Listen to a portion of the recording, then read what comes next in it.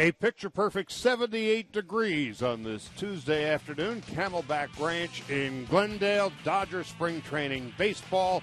The Dodgers and the Colorado Rockies. Hi again, everybody. Charlie Steiner and Rick Monday. The Dodgers about ready to play their 10th game of the spring, Mo, and they're 5-0-2 in their last 7, outscoring their opponents 14-1 in the last 2 games. And for those that have not really been following what the Dodgers have done so far in spring training, Don Mattingly addressed this club from day one when they had the meeting. And he emphasized, look, we're going to play aggressive baseball. We're all on the same page. And at this point, they have certainly been exactly that. Pitching matchup today for the Dodgers. It'll be Chris Capuano making his second start of the season. Drew Pomeranz, ex of the Cleveland Indians, making his second start of the spring training sessions for the Colorado Rockies, who are 3-6-1. We're going to take a break. When we come back, lineups and first pitch coming up from Camelback Ranch in Glendale.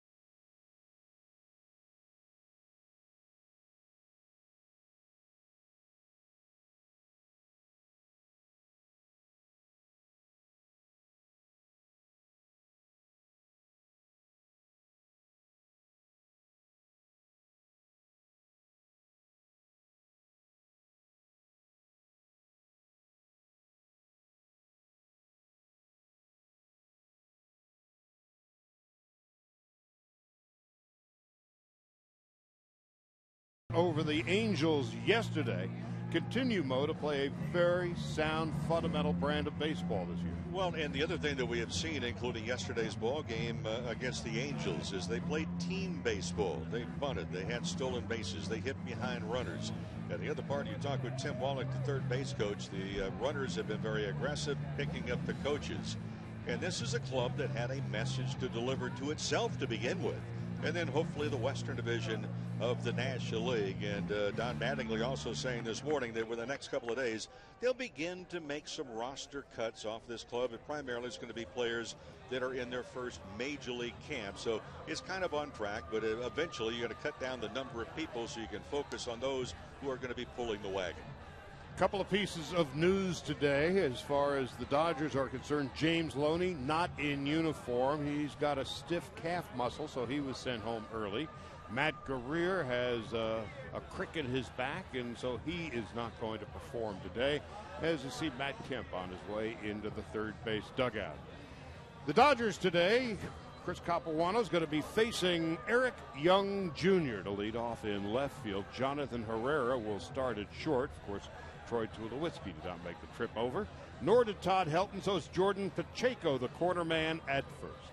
Ramon Hernandez, free agent signing in the offseason, the cleanup spot, followed by Brandon Wood, the one-time Angel, the DH. Chris Nelson at second base. Marco Scudero is going to be the everyday second baseman for manager Jim Tracy. Nolan Arenado is the third baseman. Casey Blake is having some health issues, and so they're not quite sure about Casey quite yet.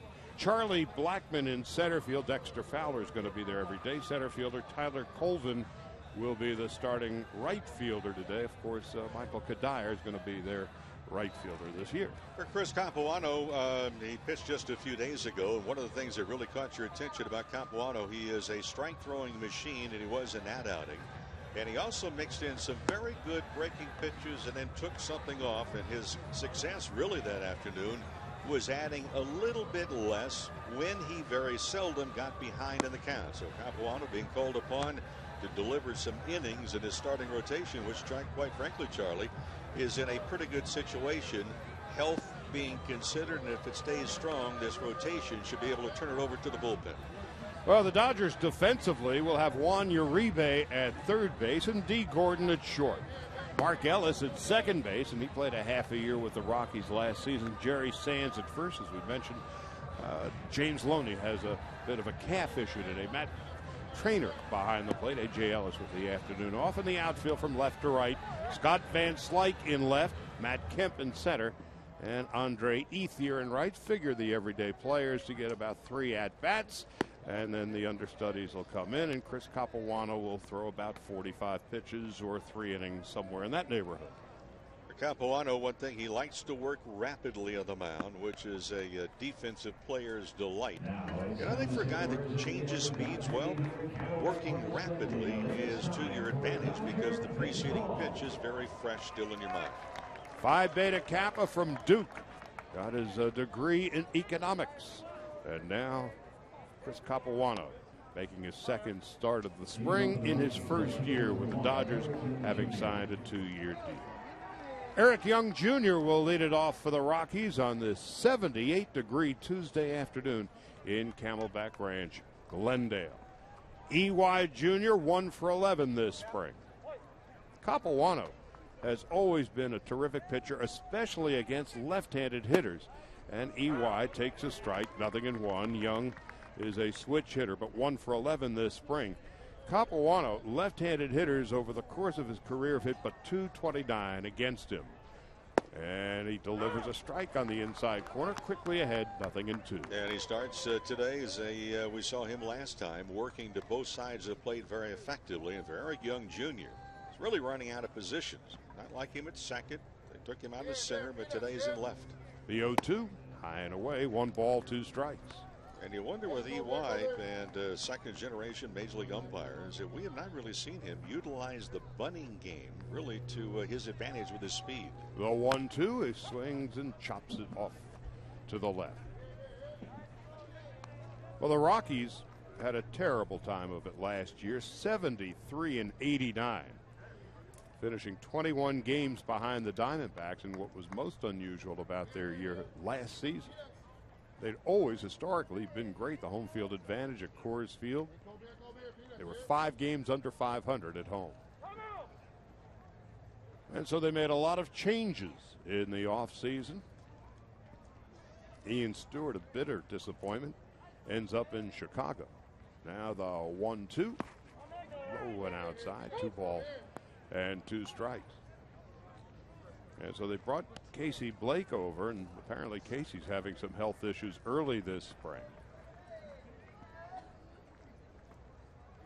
as was the case with the Dodgers last year when he had back issues, among others. Here's the 2-2. A swing and a foul off to the right. Well, the Rockies, we saw them last year. Month of April, 17 wins and 8 losses. They fell off the chart in May, went 8-21. But this is a ball club with only 73 victories for manager Jim Tracy last year. So since that 2009 year that they won 92, they have dropped every year. The 2-2, foul back. So Young is staying alive. Well, they've got Todd Helton, whose power numbers have gone down over the years, and his health has become a bit more of an issue. Pick up Marco Scutaro from the Red Sox to play second. Troy Tulowitzki, there may not be a better shortstop in the National League than Tulo. And third base at the moment, a question. The 2-2, fastball high, 3-2. Jonathan Herrera is on deck. So you've got Cargo and Kadire and Fowler in the outfield. Here's a 3-2. Well, EY is making a nuisance of himself in the first at-bat of the game. Eric Young last year in 77 games with the big club hit .247. At AAA Colorado Springs, .363. Has great speed.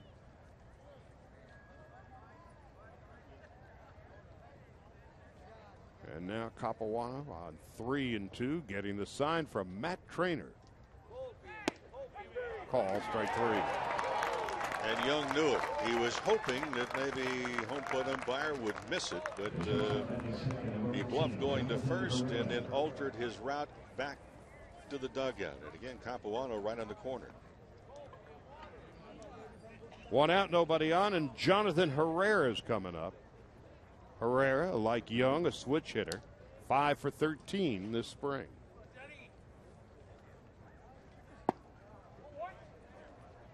One ball, no strikes. Jordan Pacheco is on deck. So the Rockies looking to turn around a very difficult season a year ago, and Capuano pulls the string, and Herrera's way out in front.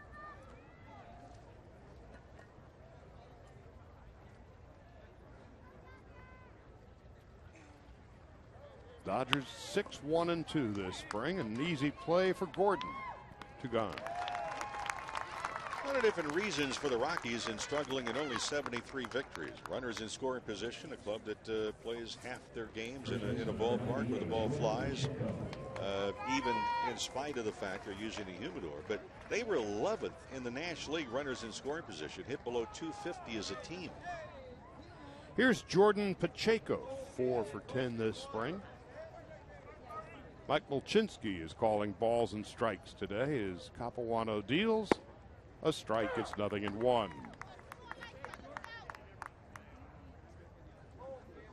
Base umpires, veterans, Brian Gorman, Chris Guccione, and Rob Drake. 2 gone, top of the first, just underway. 0-2. The Dodgers feel pretty good about their rotation. Of course, Clayton Kershaw, nobody better than him in the National League last year. Capuano and Lilly, Harang and Billingsley. Now the 0-2. Just inside. 1 ball, 2 strikes. Ramon Hernandez is on deck.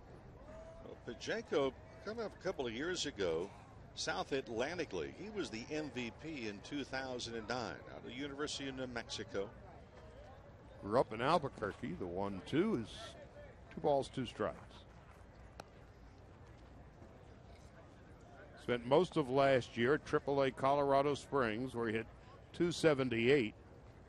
Only 3 home runs, 50 runs batted in. And in 21 games with the Rockies, hit .286. He's been a pretty good contact hitter so far. The 2-2, 3-2.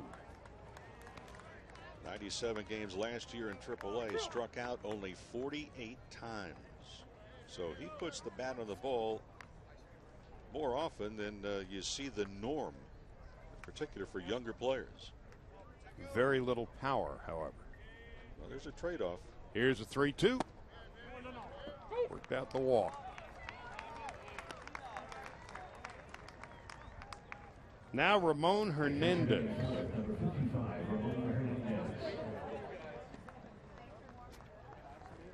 Figure Capuano is going to go about 45, 50 pitches in roughly 3 innings.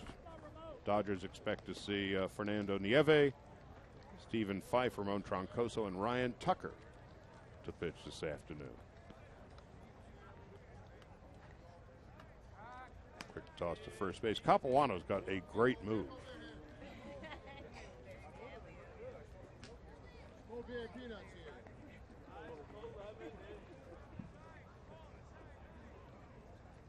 Capuano in his career has given up a grand total of 23 stolen bases. And a strike to Hernandez. It's 0-1.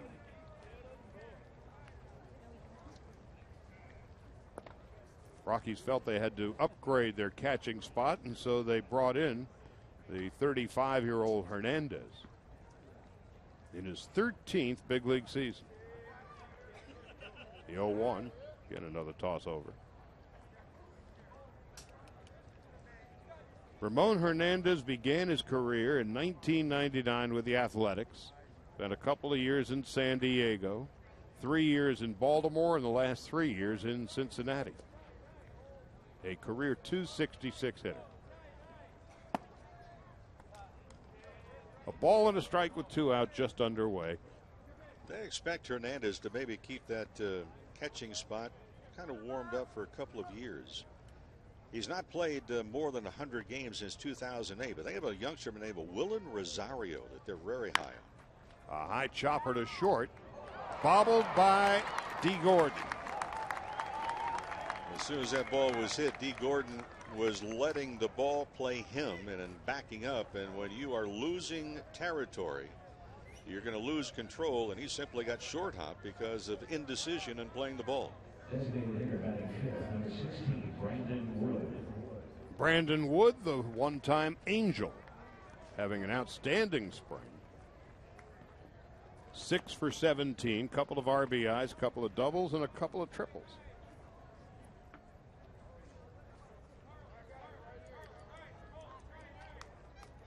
Wood had a terrible time of it last year, spending a little bit of time with the Angels, then on to the Pirates. Now trying to find a home in Colorado.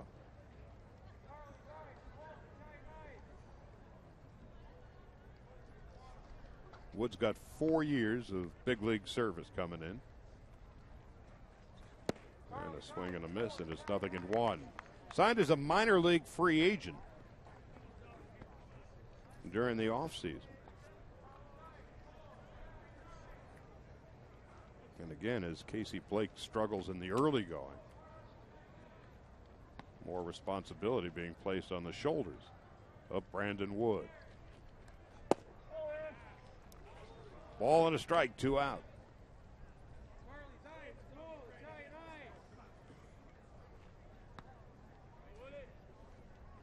Chris Nelson on deck.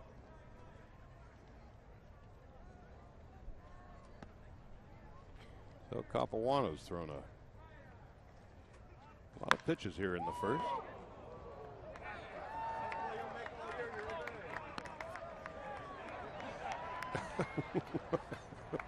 Juan Uribe playing the deflection off the netting. Tags third, and that's just Juan Uribe being Juan Uribe.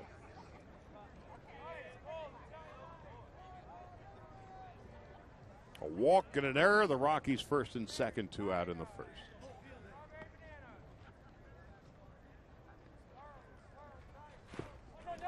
In the dirt, Matt Trainer behind the plate.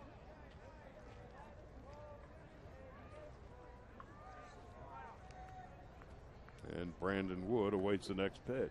Brandon Wood is just trying to figure out the hitting and being more consistent. As a kid growing up, he said his father told him, "Look, I can't teach you how to hit. You don't know that much about hitting. He said, I can teach you how to field," and they did it for hours. Brandon Wood's father's name, by the way, Kerry Wood, and Brandon has been asked about it. He says, "Yeah, same name as that other Kerry Wood that's a pitcher." He said, "But my dad didn't throw nearly as hard."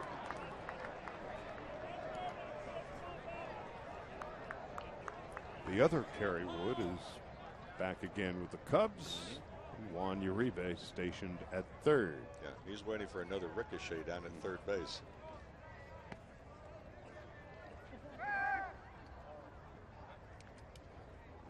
Talking about Kerry Wood with the Chicago Cubs. He was introduced at a Cubs convention in January. And you would have thought that the hotel was going to fall down when he was announced. I mean, obviously, he's a big favorite. And he says he's healthy coming into the year. The 2-2. Capuano pulls a string, leaves 2 on base, strikes out 2. There's no score as we go to the bottom half of the first.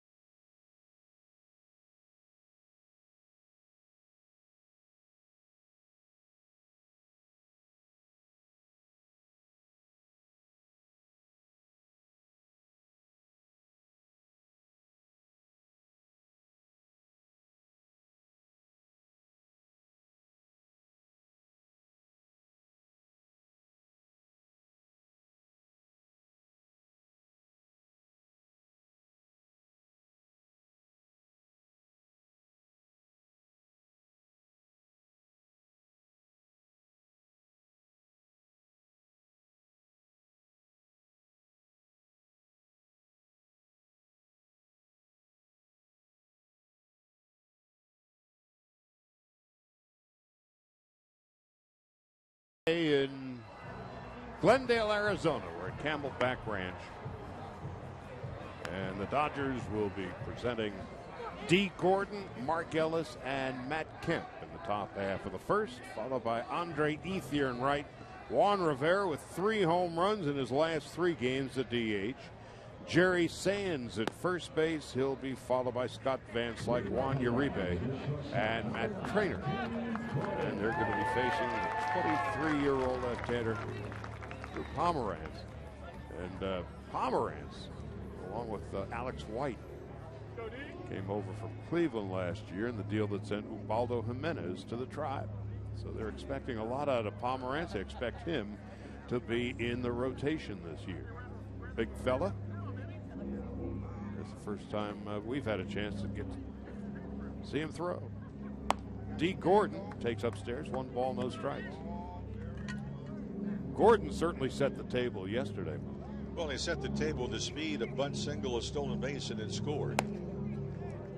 And that was that team philosophy we talked about, because after he stole second, it was a good at bat as Adam Kennedy batted in the second spot, hit a ground ball to the right side, and then Andre Ethier, 2 batters later, doubled in Gordon. 2 balls and a strike. And then after that, Juan Rivera doubled home 2, and the Dodgers had a 3-0 lead and cruised. The 2-1. 2 balls, 2 strikes. Ellis and Kemp to follow. Pomeranz 6'5", 240.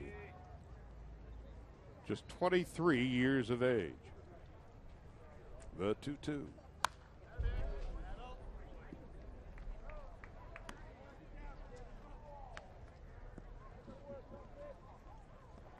For Pomeranz, this is his first appearance in a major league spring training camp. The shortstop.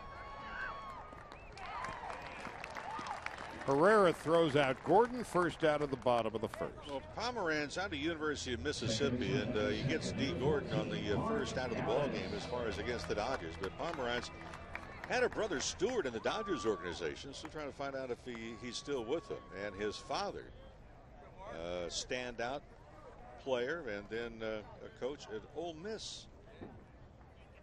Now Mark Ellis steps in.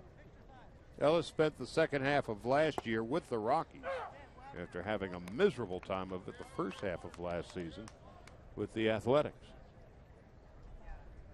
217 in Oakland, 270 in Colorado. Another thing about Pomeranz, Charlie, we think back, Dodger fans will recognize it, former Chicago Cub fans too. Bert Hooten, who had the knuckle curve, well, Pomeranz has a knuckle curve as well, and we'll be watching for it. They say it is devastating. Ellis pops it foul, and Ramon Hernandez makes an easy play of it, 2 out. Let's take a look at the Rockies defensively today. Nolan Arenado is the third baseman. Jonathan Herrera is at short. Chris Nelson at second base. Jordan Pacheco at first. Eric Young, Charlie Blackmon, Tyler Colvin, the one-time Cub, in right. And Ramon Hernandez behind the plate. So none of the Rockies' big stars are here. Todd Helton, Marco Scudero, Tulowitzki, Carlos Gonzalez. Not here today. 2 out, nobody on, and Matt Kemp takes outside. 1 ball, no strikes. Kemp coming off that monstrous season, and one of the things we've already seen again, and you see the numbers, 324, 126 RBIs, 39 home runs. And he is just really bent on making sure he gets more stolen bases. Had one yesterday. Kemp made so many adjustments, because if we remember when he first came up, I mean, he was raw talent, very raw talent. But boy, the talent is unlimited. Well, he continued to expand the plate. He went after a lot of right-handed pitches in particular, sliders off the plate, and he was vulnerable to that. 1-2. But since that time, we have seen Matt Kemp be more selective, in particular early in the count. 39 home runs last year, 40 stolen bases for Matt Kemp.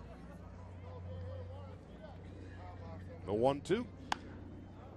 Just foul up the first base line. And just watching Kemp went the other way right there. One of the wonderful things that Matt Kemp has, and not everybody that is that strong, that big, has it.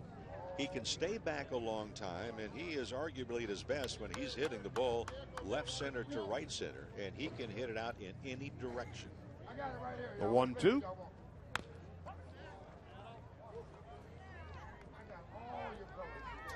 Andre Ethier is on deck. You know, Charlie, being able to use the entire field is such an advantage because a lot of hitters become pull conscious. And the bottom line is Kemp found out early in his career, first few years, by being over anxious, you're pulling off the ball. And he just really eliminated a lot of plate coverage away from him. To his left, Herrera. And Kemp out by a step. Nothing across for the Dodgers. Pomeranz has a solid inning of work. We'll go to the second. No score from Camelback Ranch in Glendale.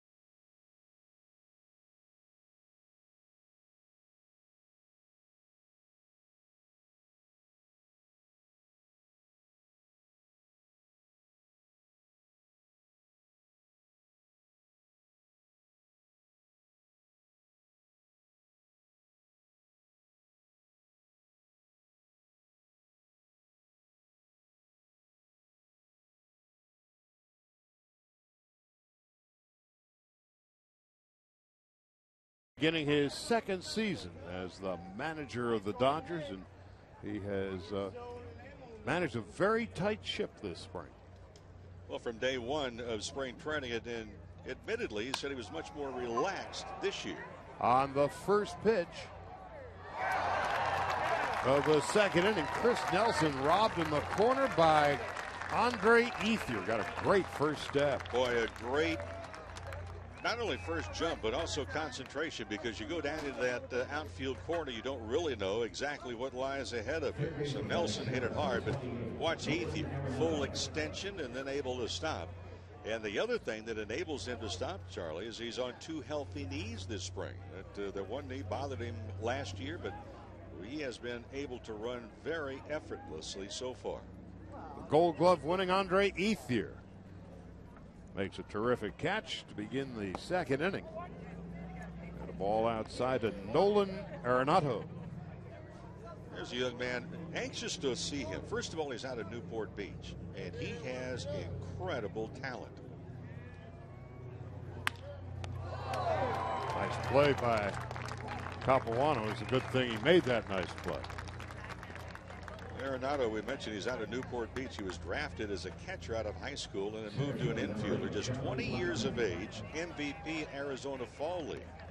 And Capuano, he really does so many different things, including once he delivers the ball, he becomes a defensive player. We mentioned the fact, very good pickoff move, so he's the total package. 2 out, nobody on. Charlie Blackmon is the hitter. Saw him at the tail end of last year. He's got great speed. playing in center field today. That's going to be Dexter Fowler's responsibility once again for the Rockies. Blackman 6 for 16 this spring. Takes low and outside, 1 ball, no strikes.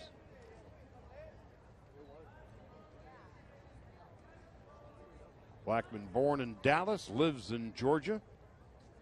Second round pick of the Rockies in 2008.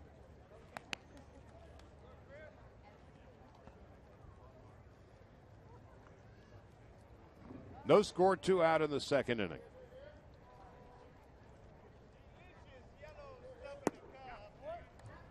Blackman's one of those strange stories.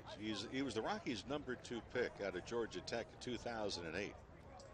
That's not the strange part. The strange part is 2 other times he was drafted, but as a pitcher both of those times. Breaking ball for a strike, 3-1. So he decided not to go the 28th round with the Red Sox. And then he was a 20th round pick later on. So he stayed with it. There was a position change, and now there's a change as far as his future. Well, Blackman figures to be a 4th or 5th outfielder for manager Jim Tracy. With the newcomer Kadire and Fowler and Cargo. A 2-out walk, the second given up by Capuano. Well, we'll also see about Blackman, because Jim Tracy was high in praise of Blackman, saying that he understands base running. Well, he should also understand the move of Chris Capuano. And we will find out. Blackman he's had as many as 30 stolen bases in any one stop in his career. Stepping into the batter's box now, Tyler Colvin, who was traded from the Cubs in the deal that sent Ian Stewart to Chicago. Well, watching Capuano and then watching Blackman at first. Blackman was retreating as Capuano was releasing. I think that would be listed as a rather cautious approach in spite of a very generous lead. Being held on by Jerry Sands.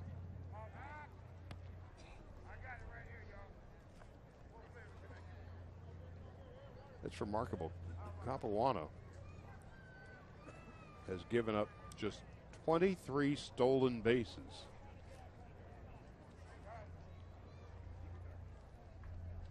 In 963 innings of work. There goes the runner.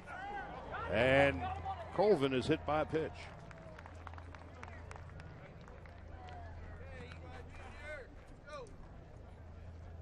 And not a bad jump either by Blackman over at first base. But for Capuano, that ball not that far inside, and doesn't have to be that far in if it winds up hitting a hitter. First and second, 2 out. Eric Young Jr. took a called third strike in his first at bat.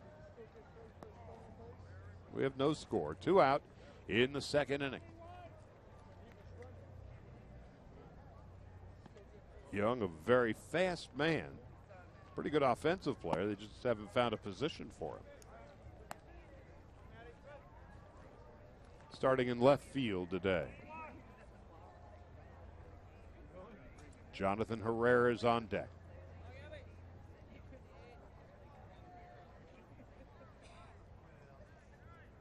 At the moment, this game is moving along at a rather leisurely pace. Line to right field for a base hit. Blackman rounding third. Ethier's going to throw to third. Not in time. The Rockies take a 1-0 lead on the RBI single to right by Eric Young Jr.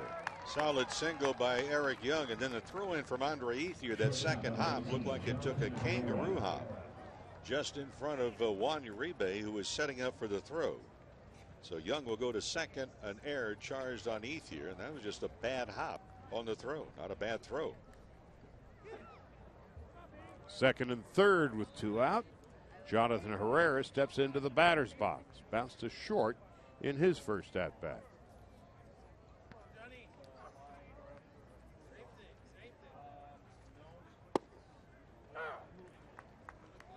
0-1 to Jonathan Herrera.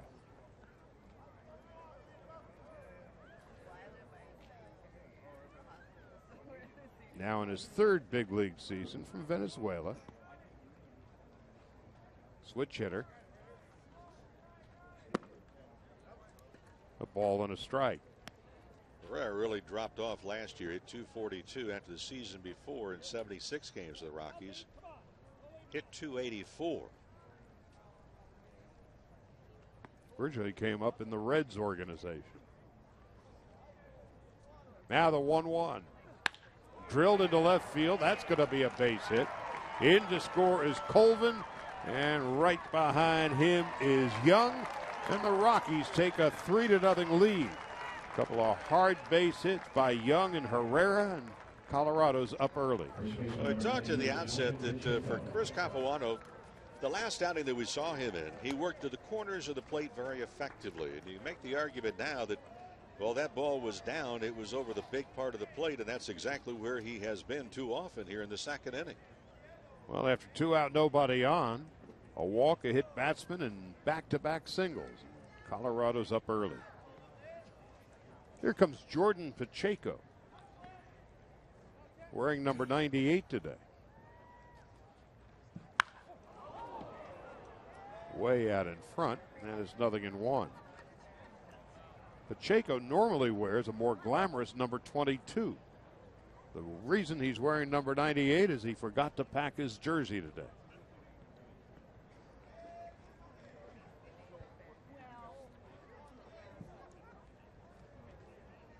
Out of Albuquerque, New Mexico. 6'1", 200 pounds. And it's 0-2. The only positive for Pacheco is that the Rockies do not have their name on the backs of their spring training uniforms. Otherwise, you really do feel like a fish out of water.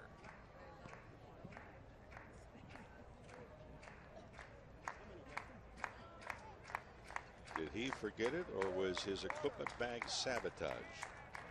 It wouldn't be the first time. Time called by home plate umpire Mike Molchinski.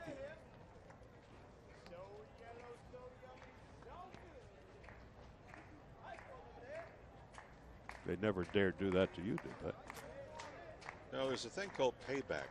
And once you establish that you have bought into that plan, they kind of leave you alone. In the dirt. Now Trainer's going to make a throw, and not in time. Matt Trainer did not have a whole lot to work with. And again, Capuano was all over the place. By the time Trainer got that ball out of the dirt, surprising that he could even make the throw down to second base. Ends up in a very aggressive running by Herrera and took off as soon as he saw that ball go into the dirt. So the Rockies with 3 in, 2 out, and a runner in scoring position. Pacheco walked in his first at-bat and barely stays alive. Talked about uniforms. I'm reminded years ago when Mickey Hatcher was traded away from the Dodgers organization. Club he was with came into Dodgertown at Vero Beach, and someone sabotaged his clothes. He found out that Tommy Lasorda had something to do with it, and there was a little retaliation. It went back and forth, and then finally it turned out that the next time they came into town, is that Mickey Hatcher looked up on the flagpole as the anthem was being performed and saw his street clothes dangling from another flagpole. On one flagpole, Old Glory. On another flagpole, Old Navy. It was, oh no. Pacheco goes down swinging, and that ends the inning. But the Rockies, after 2 out, nobody on, come up with 3 runs and 2 hits and leave 1. We'll go to the bottom half of the second with the Rockies up 3-0.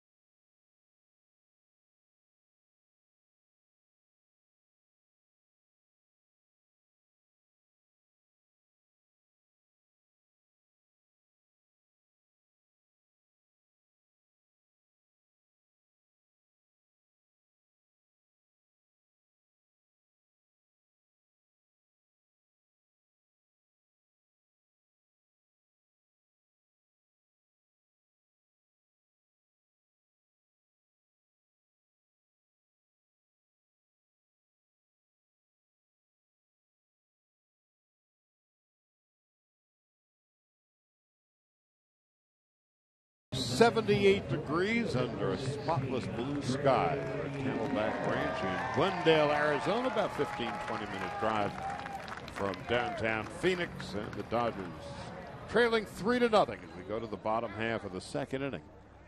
Andre Ethier leading it off. Then Juan Rivera and Jerry Sands against Drew Pomeranz, who needed but 15 pitches, 10 for strikes to retire the Dodgers in order in the first. Ethier has 6 base hits this spring, 5 for extra bases. A home run, 3 doubles, and a triple. Andre, big swing and a miss, and it's 0-1. 1 home run, 5 runs batted in. Well, Ethier, a picture of health as compared to what he went through down the stretch last year. And he has really gotten off to a terrific start. Well, last year was the knee that was bothering Andre Ethier. It took away not only from his speed, lateral mobility out in the outfield, and the hitting. It really took away from a fluid swing. Had the broken pinky in the season prior to that, which is kind of strange because it was the right little finger, and somehow, some way, it came off the bat during batting practice in San Diego, and the finger got caught between his hand and the bat and broke it. Above and beyond the knee last year, he also had fouled one off the big toe, had an ingrown toenail, basically turf toe, and the knee, and so his foundation was very wobbly last year. Healthy now, and here's the 1-2, low and outside, 2 balls and 2 strikes. And when you're hitting, and especially if you have any power at all, your foundation is like a house, and without that solid foundation, you're not going to build a very good house, and you're not going to have a very good swing as a hitter. Ethier checks his swing, and one of the things the Dodgers are hoping for, that Andre can pick up his production against left-handed pitching.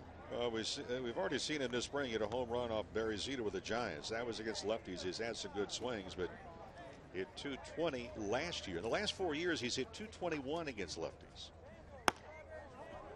Well, he's worked the count full. Charlie, what we've seen so far is that Andre's approach against lefties is so much better. But then again, because of his healthy knee, he's just more solid. But Pomeranz gets the better of Ethier. First strikeout of the game for the young left-hander from Tennessee, and that's the first out of the second.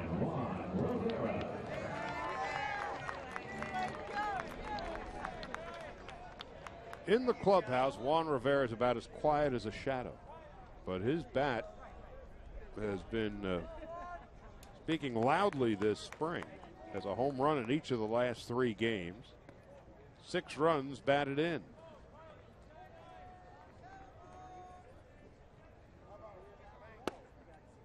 Rivera takes a strike. Rivera with power, he is not the quickest. Doesn't own the quickest pair of hands that you're going to find. But one thing that we're able to do is to watch him provide the power. Very strong legs. And we see him at the ball yard very early every day, doing all sorts of leg stretches and a lot of wind sprints, and he's constantly working on his legs. And that routine takes him anywhere from 20 to 25 minutes, and one would argue, and he does it during the season as well, early in the afternoon. It is a very exhausting workout, but he does it daily.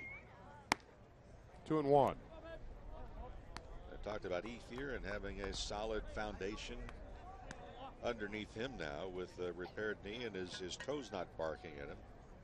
You look at Rivera, and very powerful, and when he's at his best, extension with strong legs. And he bloops it foul off to the right. Rivera will turn 34 in July. He's from Venezuela.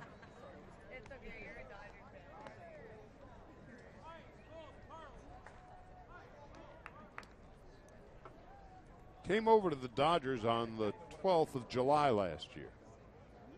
On the 7th of July, the Dodgers were 14 games under 500. By and large, he would be batting 5th or 6th upon his arrival till the end of the year. Hit .274. But he was a presence and helped protect Matt Kemp most of the rest of the way. The 2-2. Well, Drew Pomerantz. See why Colorado is willing to give up Ubaldo Jimenez. Well, for Pomerantz, they were hoping you see another off-speed pitch, and that may be that knuckle curveball we talked about earlier. But for Pomerantz had in August last year, 20th of August to be exact, emergency appendectomy, which is kind of redundant because appendectomy is not really an elective type of surgery. But he missed down the finish an opportunity to continue to impress. Jerry Sands, 2 for 12 this spring. One of the 2 hits a double, playing at first base today. If you're just joining us, James Loney has a stiff calf muscle, and so he's rehabbing and not in uniform. Scott Van Slyke is on deck. The Dodgers, who've outscored their opponents 14-1 in the last 2 games, still looking for their first base runner this afternoon. 3-0 Rockies, scoring 3 in the top half of the second. Sands a big rip. Well, Sands showed last year what helps him be a power hitter. And besides the home runs that he hit at the minor league level, in 94 games had 29 home runs. But he uses all of the field, and he does not sacrifice power by going to right center. That's probably where he has his most effect. Well, most of the time, I mean, he's not standing up on the top of the plate. He stands a considerable length off of the plate. And last year, some clubs started to pitch him inside, which they're going to do right here. Now the count is full. And the question for any young player that comes up, they're going to test you. And where do they normally test you? Well, they test you power stuff inside. And Jerry showed that he could handle that. He began to turn on the ball a little bit. But I think there was one stretch last year when we saw him, and he has that wide stance, as you see. He became a little pull conscious because clubs were pounding him inside. Fouls it off to the right.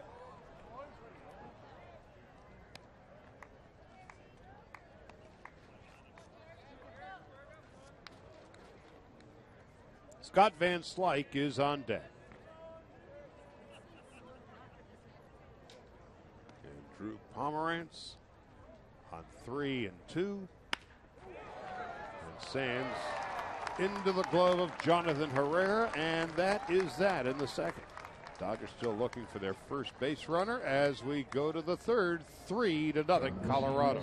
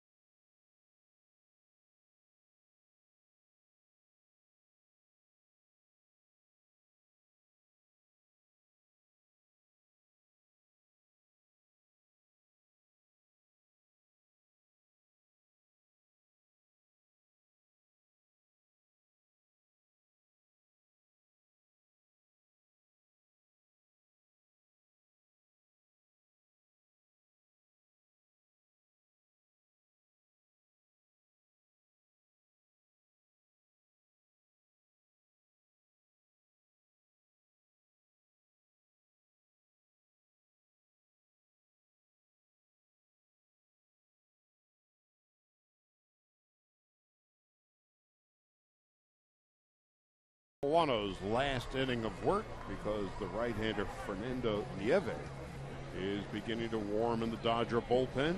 Already Capuano at 48 pitches, 28 in the first, 20 in the second. And the Rockies with a 3-0 lead with a couple of base hits. Hernandez, Wood, and Nelson to bat.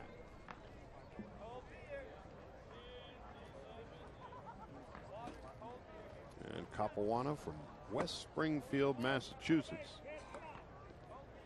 Ball outside, 1 ball, no strikes. Springfield on the Connecticut-Massachusetts border, and of course, the home of the Basketball Hall of Fame. 2-0. Ramon Hernandez got aboard on an error. The Dodgers have made 2 errors today.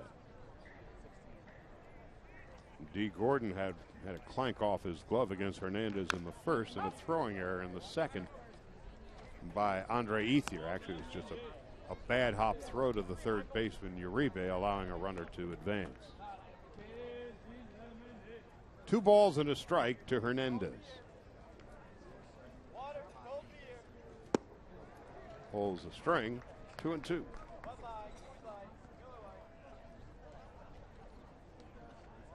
Hernandez will turn 36 in May. Signed a 2-year deal in the offseason. Chris Iannetta, who had been catching for the Rockies, we saw him with the Angels yesterday. Here's a 2-2. Over the head of Capuano, barehanded play by D. Gordon. Oh, nice pickup. It is truly amazing when you see plays, and this is only, we're just beginning the second week of exhibition games, and to see D. Gordon come in. And on the run, watch the bare hand pickup. Not only does he pick it up cleanly, but then he makes a throw. He got some help on the other end by Sands, but truly remarkable play. And what made it all the more fortunate for the Dodgers, Ramon Hernandez may not be the fastest runner on earth, but still a fabulous play by Gordon. Yeah, there's some runners who use a stopwatch. Hernandez, so you kind of lean towards the sundial. Brandon Wood takes a strike, 0-1. Wood struck out swinging in his first at-bat. When he came up with the Angels, they thought he was going to be the next big thing. Didn't work out in Anaheim. Went to Pittsburgh last year. You wonder sometimes about younger players, do they get caught up, and to what extent, in the hype and expectations? Capuano, his 4th strikeout. Well, and I've always wondered about bat speed. Well, that was a changeup. And the crowd enjoying the sunshine. Clayton Kershaw won the 2011 National League Cy Young Award, and he'll be presented the trophy before the game. Second home game of the season on April the 11th when the Dodgers host the Pirates at 7:10. Don Mattingly has seen enough of the work of Chris Capuano today. Be at Dodger Stadium to share in the ceremony. Receive your very own Clayton Kershaw Cy Young replica presented by StubHub. For tickets, visit Dodgers.com/promotions. Take a break, come back with 2 out in the top of the third. Dodgers on the short end of a 3-0 score.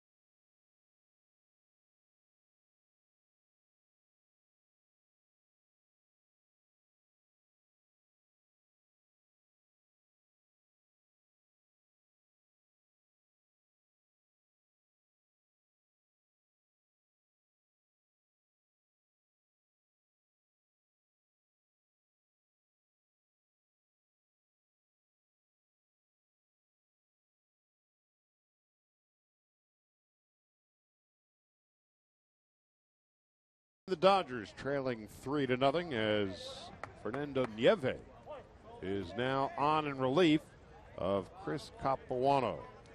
Nieve making his third appearance of the spring. We last saw Fernando on Friday against the Texas Rangers, allowed a hit and struck out 1 and 2 shutout innings. Spent a portion of last year playing for the Doosan Bears in Korea.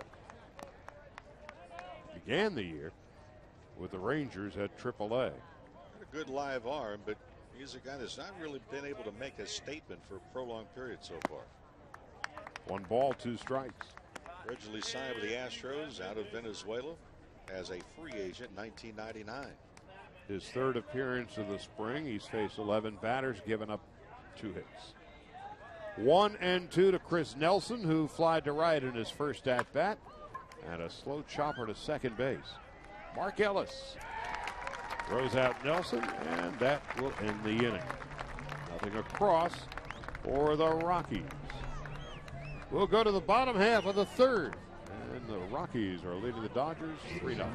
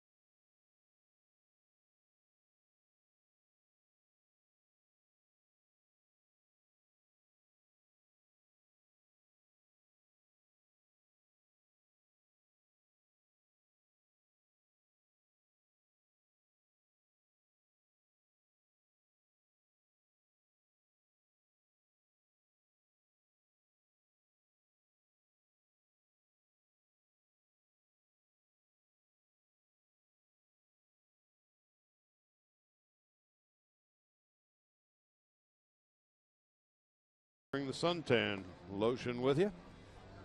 We're in the Valley of the Sun, a 78-degree Tuesday afternoon. Dodgers playing their 10th exhibition game of the season. They open for real on Thursday,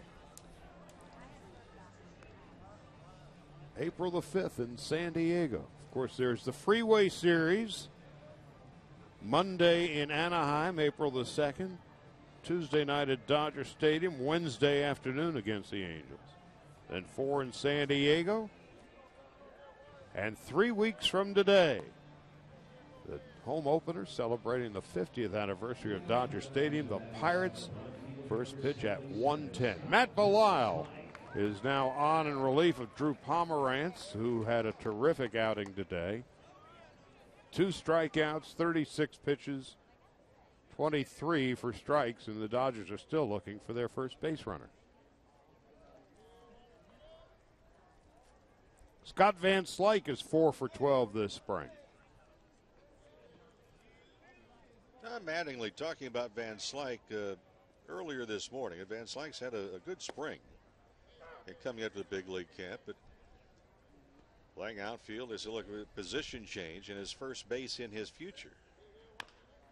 Chopper over the middle, fielded behind the bag. Herrera throws out Van Slyke, 1 out. But Charlie, Mattingly was talking about it. He says, you know, in their day or so away from trimming the roster, primarily again that's going to be guys that are making their first big league appearance at spring training camp. But for Van Slyke, they had been thinking about moving him into first base, and then So look, it's just not fair. In his first major league camp, we want him to take up a new position. It just added pressure. Now Juan Uribe, 1 out of 7 this spring, looking to bounce back from a terrible year last year when he hit just 204.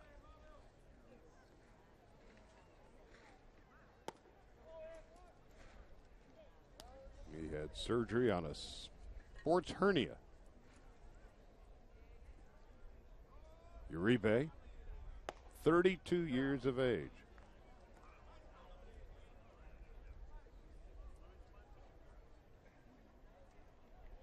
He'll turn 33 next week. Nice, easy play for Chris Nelson, 2 out. Dodgers still looking for their first base runner. Still looking for their first ball hit to the outfield. Well, it's the first time we saw Drew Pomeranz. What'd you think? He's one of those guys you look at and you say, well, in 2 innings, you want to see more of him. Not necessarily as a hitter either, but his off-speed pitch was very good today, and he controlled it, strike zone. Matt Trainer takes a strike. Trainer, signed to be A.J. Ellis's understudy this year. 1 for 2 this spring. Trainer is one of those good stories about stick-to-itiveness. Wide of third. Arenado throws out Trainer, and the Dodgers have gone down quietly, yet to get the ball out of the infield. 3-0 Colorado. We go to the 4th.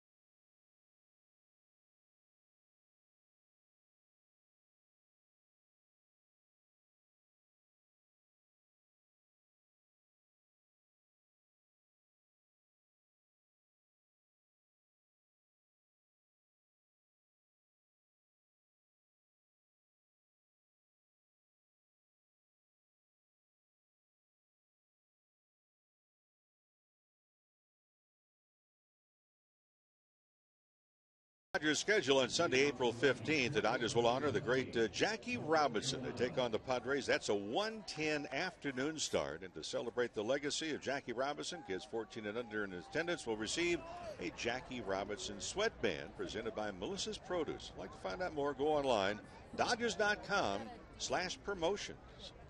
Brandon Nieves' first pitch swung on and missed by Nolan Arenado, and it's 0-1. Arenado, born in Newport Beach, lives in Lake Forest. But all of minor league baseball last year with 122 runs batted in. Yeah, the other part of it too, Charlie, is he's only 20 years of age. I mentioned earlier he was the Fall League, Arizona Fall League MVP, had 20 home runs last year in A-ball playing in Modesto. Very interesting numbers. 6'1", 205. And he pops up a mile-high. Trainer shedding the mask, getting now out of the way of Uribe.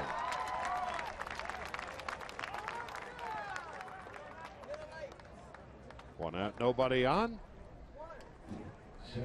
And Nieves is quietly having a very nice camp for the Dodgers. Yeah, very good arm, lively arm. And you just wonder when you see someone like this who's not really caught on at the major league level. What is it that has set him aside a little bit? Because in the brief times that we've seen him, he has been in complete command. He has worked around the strike zone and been very effective. Now Charlie Blackmon.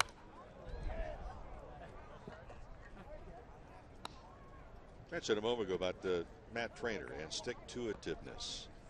And here's a guy that, you know, some people said, no, you're not included. You're not included at the big league level. And for Matt Trainer, 890 minor league games with 2,744 at-bats before reaching the major league level. Matt out of Garden Grove. And he's one of those guys as well. He brings a wealth of knowledge. Very studious in the way that he goes about his job. And he's one of those guys that it's a refreshing moment when you start to see where he has been and where he is now. And he's come home, went to Modern Day High School. And a lot of sports fans know he's married to Misty May, Trainer, who won a gold medal in beach volleyball in 2004 in Athens and 2008 in Beijing. Somehow when you think of Beijing, you don't necessarily think of beach volleyball. 1 ball, 2 strikes. Matt turned pro in 1994. Finally made it to the major leagues in 2004 with the Marlins, and to the Tigers, the Rangers, the Royals, and now with his hometown team. Talking to Matt the other day, he said, you know, it's the first time in his career where he'll be able to sleep in his own bed during the season. Lives in Long Beach now. Here's the 2-2. Swung on and missed, strike 3. So Nieve has retired the first 3 batters he has faced. I got Blackmon to go after a breaking ball. Just a movement away. The other thing about Matt Trainer, he's one of those guys, and I had a chance to talk to him about his aspirations after an active player, but he is one of those people that baseball needs to embrace and make sure he stays in the game. You know, as a coach and as a teacher. Tyler Colvin steps into the batter's box, hit by a pitch in his first at-bat, and rolls it foul up the first base line. You know, it's the Matt Trainers, the Casey Blakes, the Jamie Carrolls, the guys who had to pay their dues to finally get to the major leagues. And they're such smart players, and they're more than willing to pass on the knowledge. And that's going to be Trainer's job this year. Backing up A.J. Ellis. No balls and a strike, 2 out in the 4th. Colvin is one of those players too, Charlie. You start to look as if there's a great deal of ability. And the Cubs finally said, Uncle, because they tried to teach Colvin, look, you're your own worst enemy because you're not patient enough at home plate. Very seldom does he walk. And he's behind, no balls and 2 strikes. Well, the Rockies sent Ian Stewart to the Cubs for Colvin. And Stewart was a major source of frustration for the Rockies.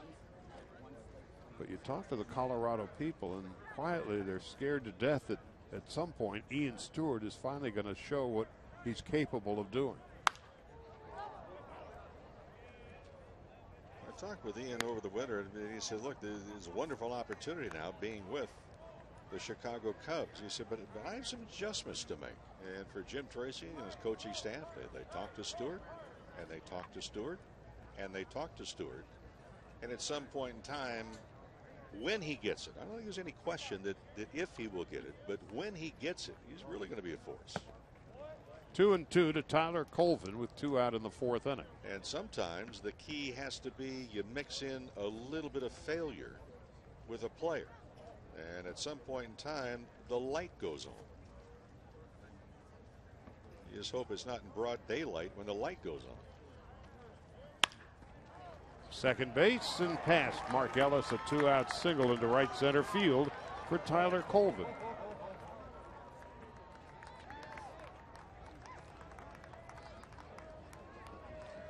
Number 1, Eric Young Jr.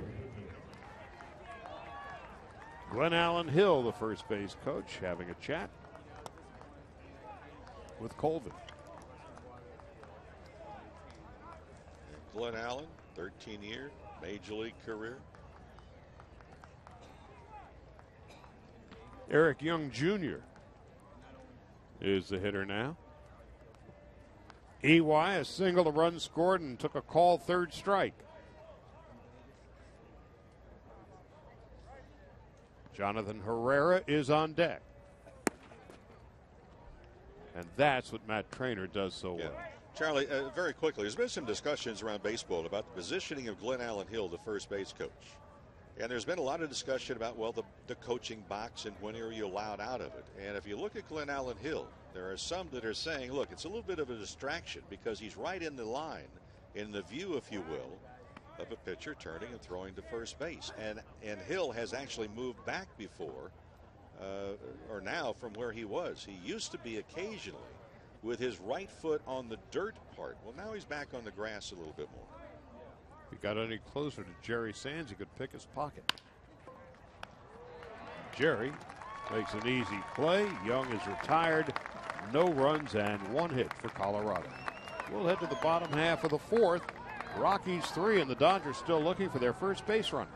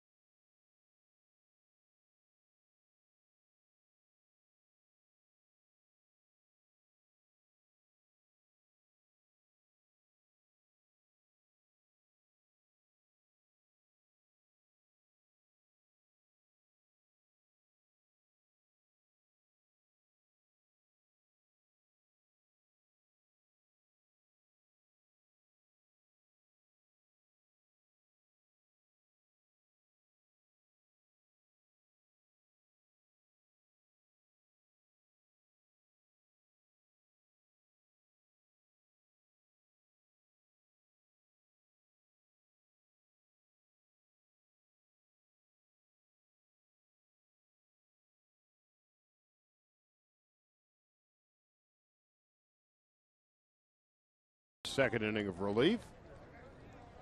6'4", 225. The Dodgers have seen quite a bit of him over his big league career. Backhanded it short. And not in time. Well, unless you're going to make a picture-perfect play on D. Gordon, you're not going to get him. And Jonathan Herrera didn't and couldn't. Oh, he went down, lost the footing a little bit, but you better be able to throw a laser over to the first base bag to beat the speedy D. Gordon. Brings up Mark Ellis. Ellis fouled to the catcher in his first at-bat, 3 for 14 this spring. Gordon has 4 stolen bases already. And he just makes life miserable on opposing pitchers and the defense when he's on base. Look at the size lead he's got already.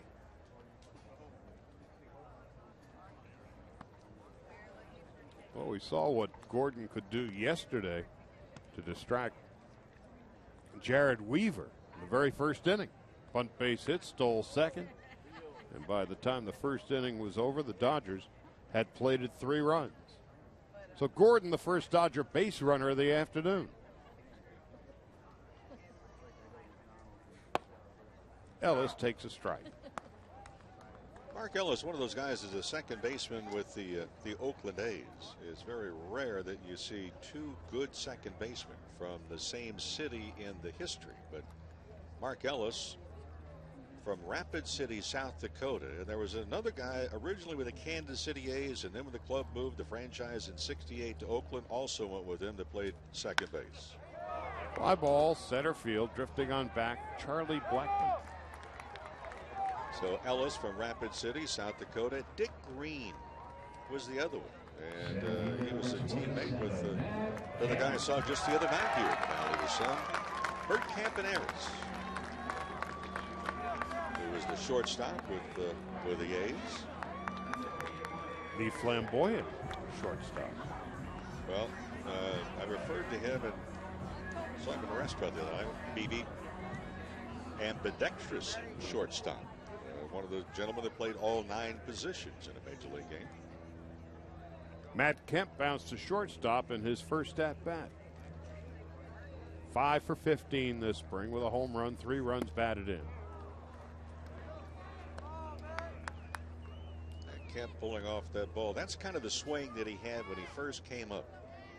And while he would hit a couple of balls in between, sliders away, hit him a long, long way and out of the ballpark. It's a pitch he was vulnerable with. And Matt, again, as we said earlier, at his best really when he hits up the middle. Well, there goes Gordon, and it's going to be a double play. Well, he hit it up the middle there, but to no avail with a runner going, and that brought the second baseman Nelson over. No runs and 1 base hit. We'll go to the 5th. Rockies 3, the Dodgers nothing.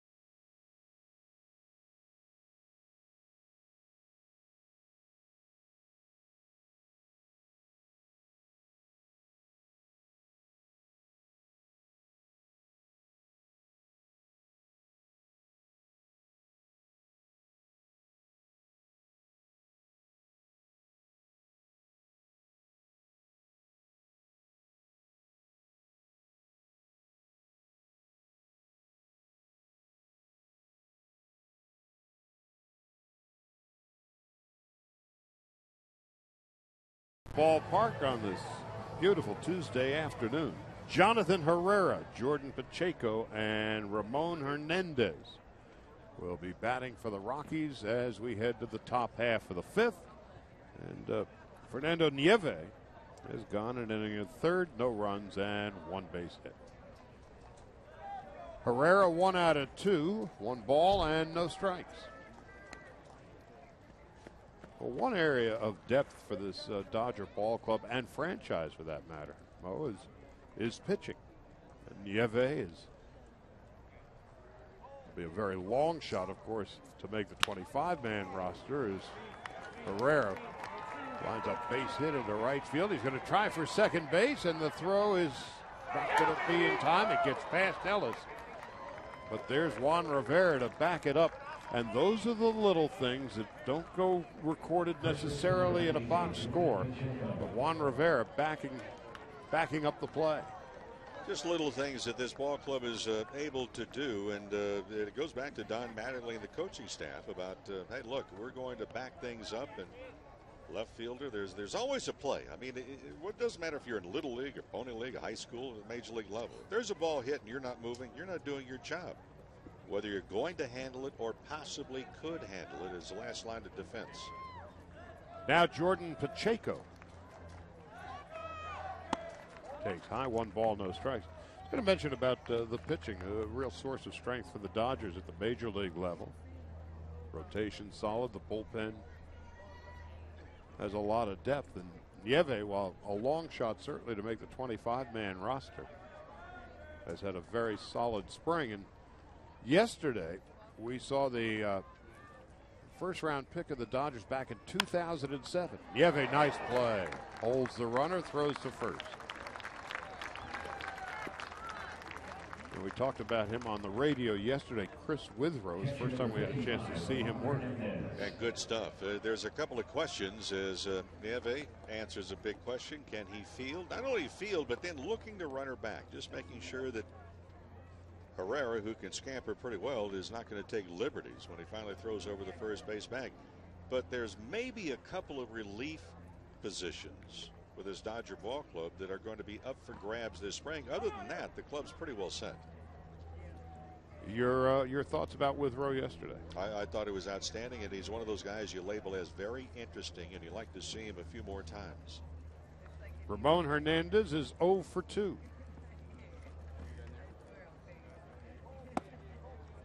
And so with Chris Withrow, Mattingly said yesterday after the game, Chris might have the best stuff in the system. He went 2 2/3 in yesterday's ball game. And more about the way that he pitches versus the outcome, and especially in the first week of camp. Herrera back. And so Withrow and Nathan Eovaldi. Of course, Zach Lee. First thing we know about Withrow, too, Charlie, is the fact that he took command on the mound. It wasn't like a lot of scratching in the dirt with his feet and wondering what he was going to do. He got the ball. He waited for the hitter to get in there. And he took control of the strike zone and did not fall behind very many hitters at all. Withrow yesterday, no runs, 3 hits, a strikeout, and a walk in 2 2/3. And he, like Nathan Eovaldi, will concentrate on being a starting pitcher. The 0-1. Just outside.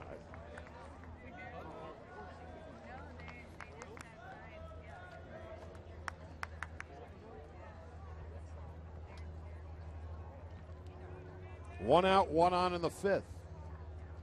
The Rockies with 3 in the 2nd lead at 3-0.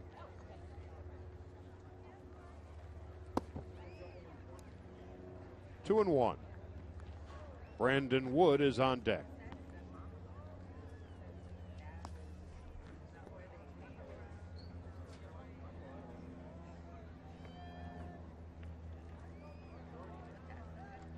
Dodgers are also going to send out Stephen Pfeiffer, Ramon Troncoso, Ryan Tucker out of the bullpen, among others. And it's 3-1 to Ramon Hernandez. Spent the last 3 seasons with the Reds in Cincinnati. He has some pop in the bat. You can get extra or double digits in the home run department, but not going to have him playing that frequently. To third base. Easy play for Uribe. Holds the runner at second, 2 out. And for those maybe just joining us, mentioned earlier with Hernandez, he has not played 100 games since 2008. And there's a guy that Juan Uribe, the Dodgers are hoping, plays much more often than last year with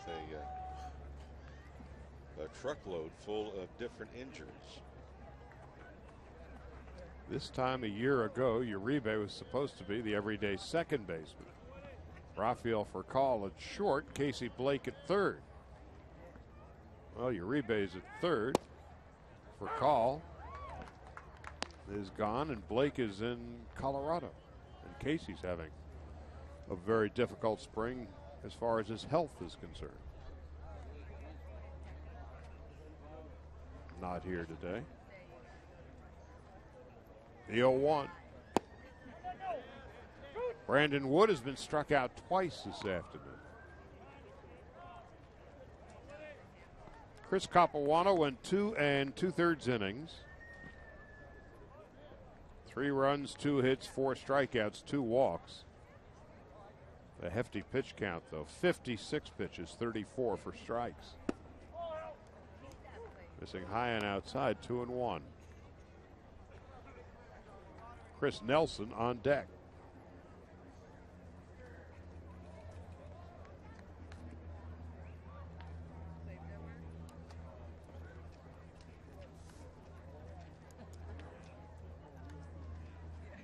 Dodgers play the Reds in Goodyear tomorrow night. No radio or television. Clayton Kershaw against Homer Bailey. And a ground ball to short. Easy play for Gordon. Fires across the diamond, and that is that. We're at the halfway point after 4.5 innings of play. Colorado 3, and the Dodgers 9.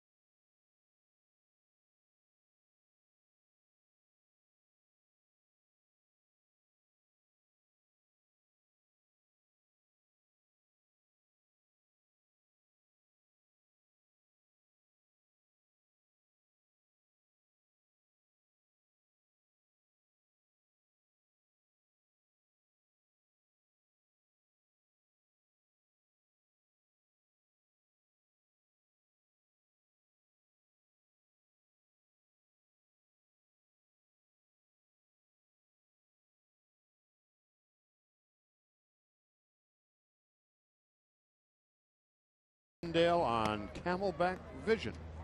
The Rockies with a 3-0 lead as we go to the bottom half of the 5th inning. The Dodgers have had 1 base hit, 1 base runner, D. Gordon, an infield hit in the 4th, but he was erased on a double play. So the Rockies have faced the minimum 12 batters. Matt Belisle went 2, no runs and a hit, and the new pitcher for the Rockies. In his first season in Colorado, 48 appearances. Rex Brothers had an ERA of 2.88, and he got better down the stretch. Gave up just 8 base hits over his last 19 outings in 16 and a 3rd inning. So he is going to be a force. At least that's what Jim Tracy is hoping. Well, of course, he's a former first-round pick by the Rockies, and he is a young power pitcher. Very quick 3-quarter delivery. And he comes right at some pitchers and a big breaking slider. Especially tough on left-handers, and Andre Ethier will lead it off in the bottom half of the 5th. Yeah, on cue, talk about how effective he's been against lefties, and here's a lefty that needs to be more effective against left-handers himself. Ethier struck out swinging in his first at-bat. Rivera on deck and Sands to follow.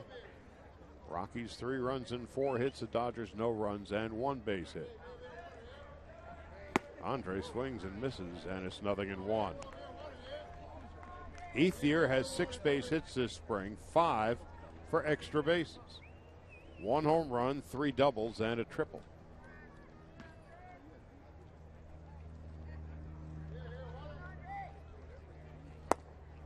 Nothing in 2. Rex Brothers, 6 feet tall, 210 pounds. Born, raised, and still lives in Tennessee.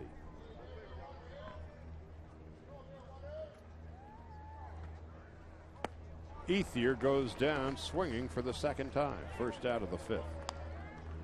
And there's that slider for Andre Ethier. Let left-handed batters maybe open up a little bit more against left-handed pitching. Get a better look at it. For Ethier, a straightaway stance to begin with. But again, for Brothers, we mentioned the fact good breaking slider, and it's effective in the first batter he faces. Juan Rivera struck out in his first at-bat. The lefty Drew Pomeranz started for Colorado, who came over from the Indians in that Ubaldo Jimenez trade last year and was very impressive. 2 perfect innings and 2 strikeouts.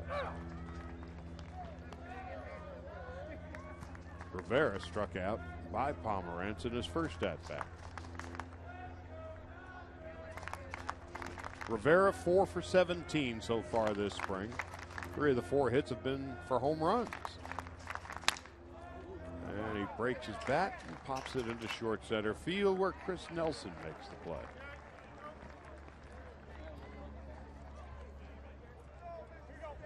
First baseman, number 23, Jerry Sands. Dodgers have been very quiet today.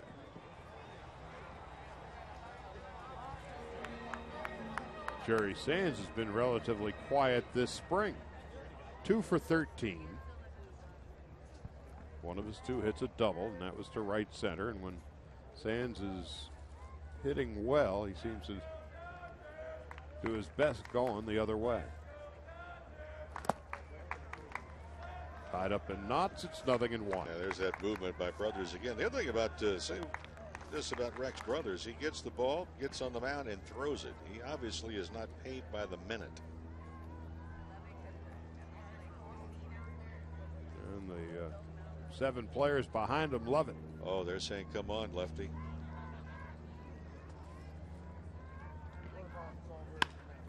To the right side, and Chris Nelson's going to throw out Sands. 2 gone.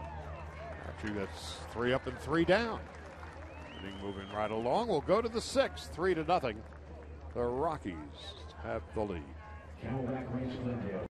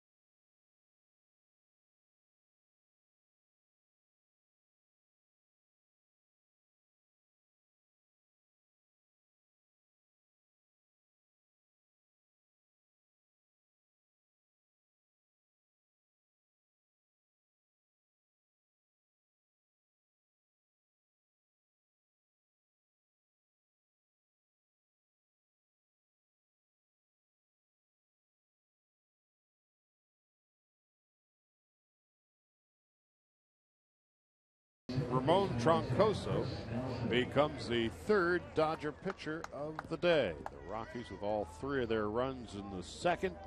After 2 out, nobody on. A walk, a hit batsman, and then back-to-back singles for Eric Young Jr. and Jonathan Herrera, all against Chris Capuano. So here's Troncoso. We last saw Tronk, as his teammates called him, on Saturday against the Mariners. No runs and 2 hits in an inning of work. And Jerry Sanzo lays it, and Nelson is aboard to begin the 6th.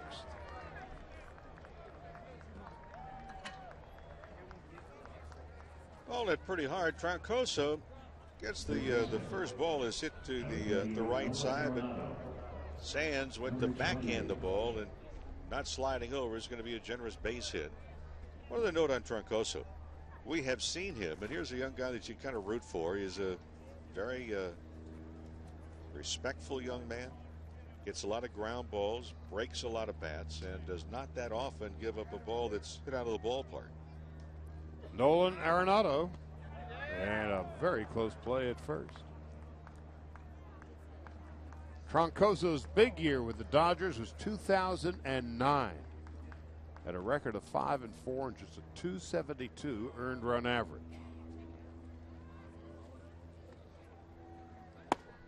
And a strike, 0-1. Nelson a pretty good lead over at first base.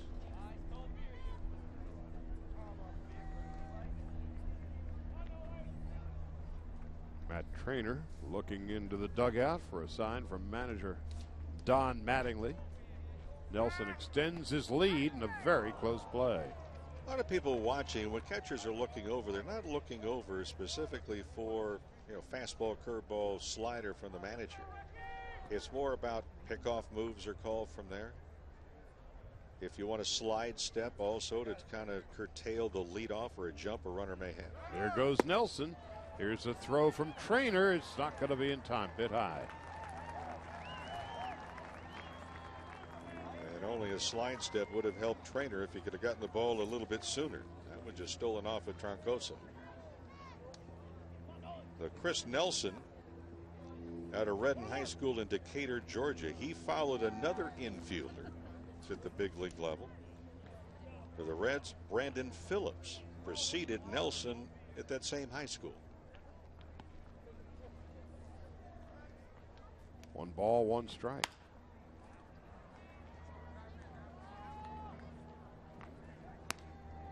Speaking of Jim Tracy too, and Trace, one of the guys and you get to like him once you know him. Been with the Dodgers and with the Pittsburgh, and now with the Rockies. They were able to spin some late season magic for a couple of years. Tracy's entering the final year of his contract with Colorado. This is his 4th year with the Rockies. Spent 5 years with the Dodgers, 2 in Pittsburgh. Trace made his bones as the bench coach under Felipe Alou. And I'll guarantee you Jim Tracy likes what he just saw from Arenado. Here's a guy, okay, it's 3-0 Rockies. We're in the 6th inning. But a young man who's had power numbers, 20 home runs, 122 RBIs last year. And he hits the opposite way to try and advance the runner over to third with nobody out. And try to do it there as well. So opportunities, awareness, and something that Jim Tracy talks about a great deal. What's the inside? What's the thought process of a young player? We know we can do physically, but does he think the game? Well, Arenado didn't have a bad senior year in high school, El Toro High School. He had a mere .517. And he goes the other way, and Mark Ellis with a perfectly timed lead. So those are at bats. Ellis played the ball very nicely. We got a shot at Jim Tracy just a moment ago, but there's an at bat that Tracy's got to like what he saw, because even on a 1-2 count, Arenado went the other way. So a talented young player, a thinking man's player. Well, those are statements. The younger player doesn't have that many opportunities to make the statement to your manager. Now Charlie Blackmon steps in. He's walked, scored a run, and has been struck out.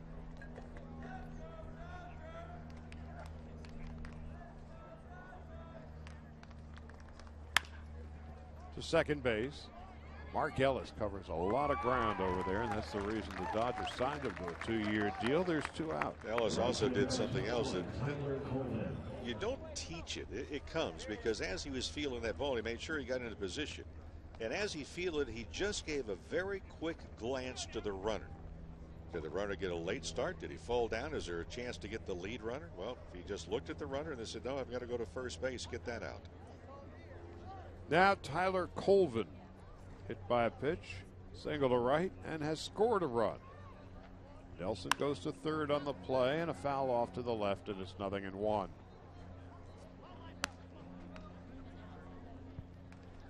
So Colvin, who frustrated Cub management the years he was over there, traded to Colorado for Ian Stewart, who frustrated the Rockies no end. Stewart and Colvin each trying to start anew.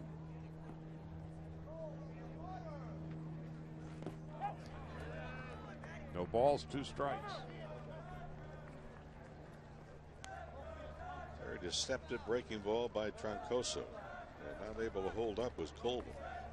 As we mentioned Colvin before, he's a guy, there's very few pitches that are thrown that he does not, at least in his own mind, think he has a chance to hit. Extremely low walk to strikeout ratio. Last year 58 strikeouts, 14 walks. The previous year 100 strikeouts and only 30 walks. And now on 0-2 outside, 1 ball, 2 strikes. And if you carry that common denominator a little bit more, if you're a pitcher and you know that Colvin's not disciplined, why would you throw him anything in the meat part of the plate? Because you know he's going to expand the strike zone on his own.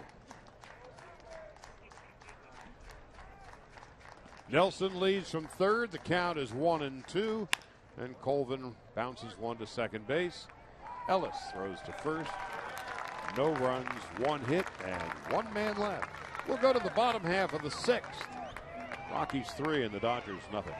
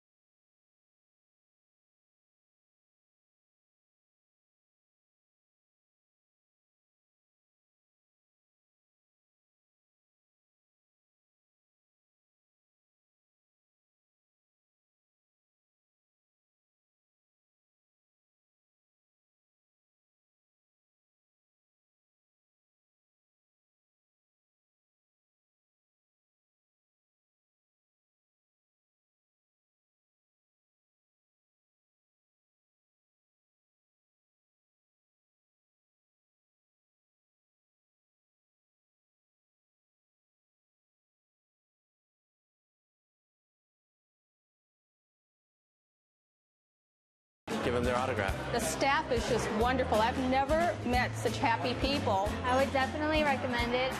For a limited time, enjoy the Prime Ticket Club for as low as $100 per seat. Call Dodgers Premium at 323-224-1320 for details.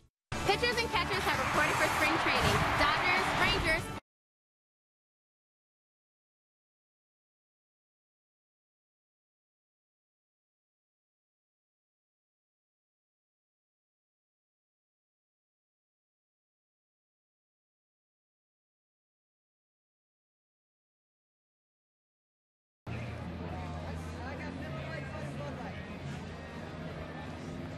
Well, you know it's spring training when you see the pitchers and players who have done their time on the field are stretching it out on the warning track.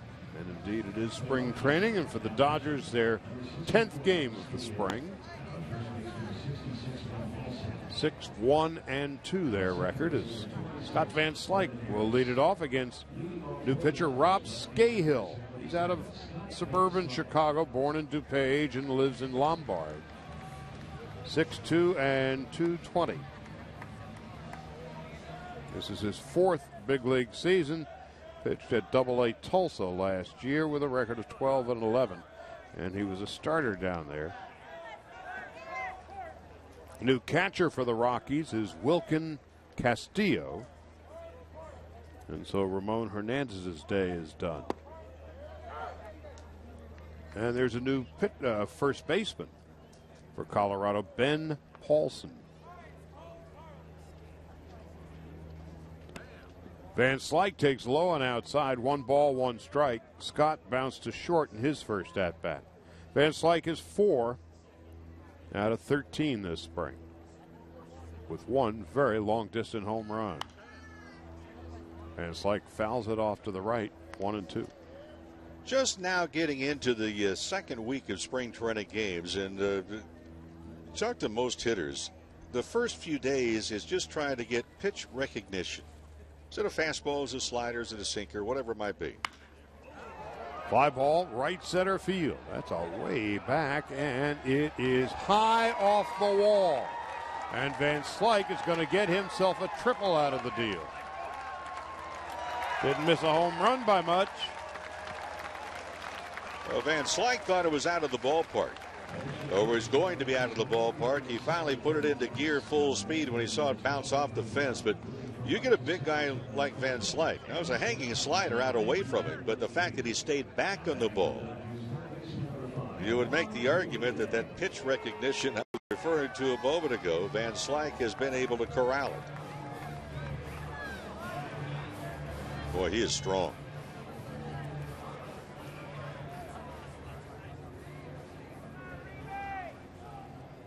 Juan Uribe is the batter, and the Dodgers, with their first runner in scoring position, they're only their second runner of the day. Uribe takes outside, 1 ball and no strikes. Juan bounced to second base in his first at-bat. Talking with Don Mattingly today prior to the game, and the Dodgers, as you know, have a whole lot of players whose fathers played in the major leagues, and of course Scott's dad, Andy Van Slyke, outstanding center fielder with the Pirates. You have D. Gordon, Ivan De Jesus, Jerry Hairston Jr. And he was talking about a built-in advantage for these fellas because they're not intimidated by the presence of a clubhouse. They've basically grown up around baseball all the time. And Scott's dad, of course, a terrific player. Sometimes there's an awful lot of pressure on these fellas to try to perform at the level of their dads. But on the other hand, the payoff is that they're not intimidated by the presence of Major League Baseball. No, because as they were growing up, some of the biggest stars in the game at the time were just teammates of their dads. Tony Gwynn Jr. being another one. There's D. Gordon, his father Flash Gordon, a terrific pitcher in his day. Fouled off to the right.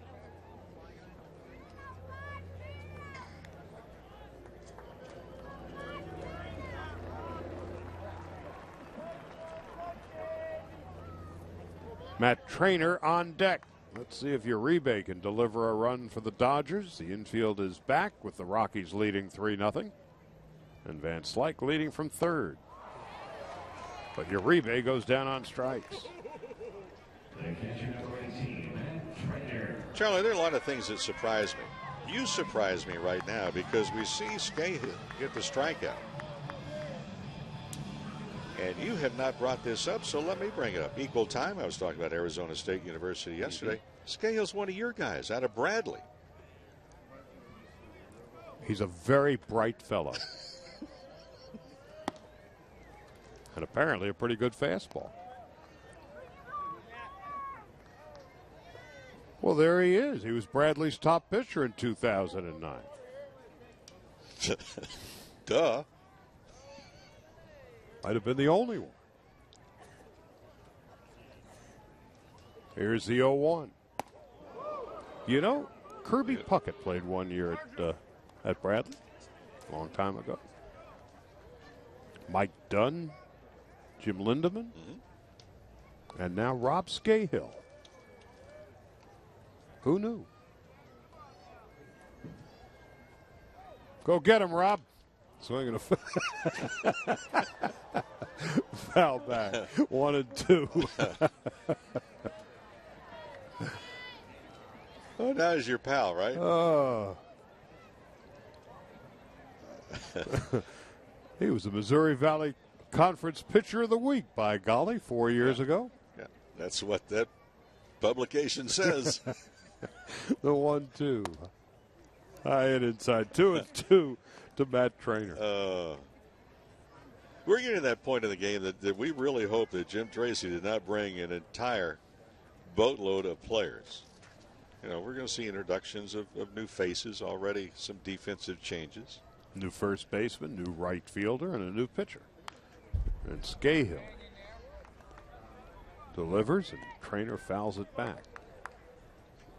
New right fielder goes by the name of Kent Mathis. Ben Paulson, the new first baseman for the Rockies. And Colvin had moved from right field. He is now in center. So Charlie Blackmon is done. Ground ball, nice play by the third baseman Arenado. The throw to first. Trainer is out. In to score is Van Slyke. The Dodgers are on the board 3-1. You know, we used the term a moment ago about players, and you asked about Withrow, and I said, well, he was interesting. Well, it's interesting. Look at that play by Arenado, because we know what he can do offensively. The first chance to see him, and boy, he saves a base hit right there, and then makes a strong throw across. Trainer gets the RBI. It's a fun time in spring because you see a whole lot of players that you have heard about, maybe you've read about. That Alex Castellanos for the Dodgers has been one. And a strike to D. Gordon, and it's 0-1. So the Dodgers at long last on the scoreboard is 3-1 Rockies. Gordon, big swing, and it's 0-2.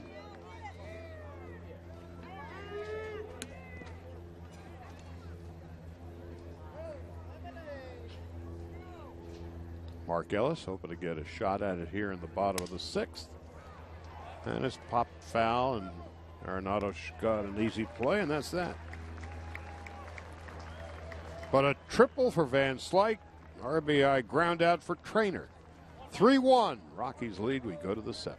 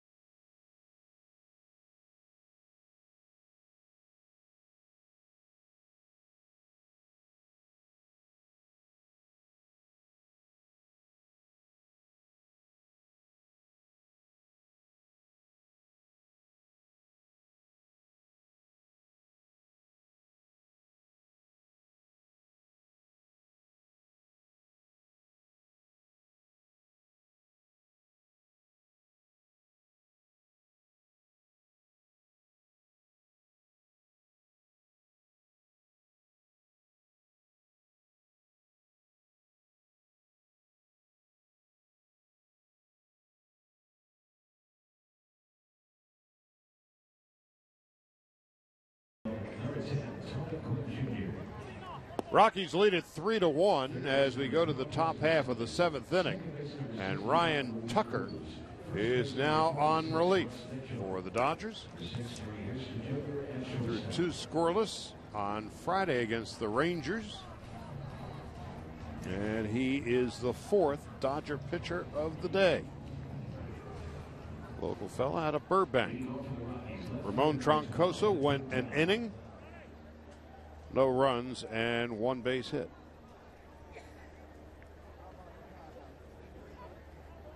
Federovich is behind the plate. Russ Mitchell is the new first baseman.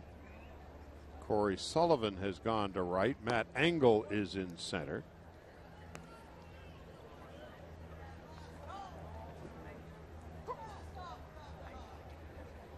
And there are a few others as well. Swing and a miss. 1 ball and 1 strike.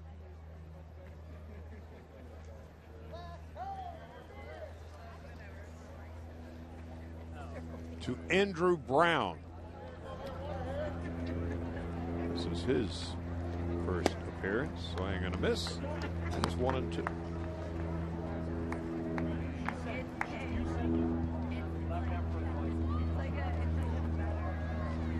Three runs and 5 hits for the Rockies, and 1 run, 2 hits, couple of errors for the Dodgers today. 2-2. Talked about those changes. Well, the Dodgers have changed everywhere. Jerry Harrison Jr. is at short. Luis Cruz is at second. But wait, there's more. Tucker delivers a call, strike 3. Andrew Brown takes a seat.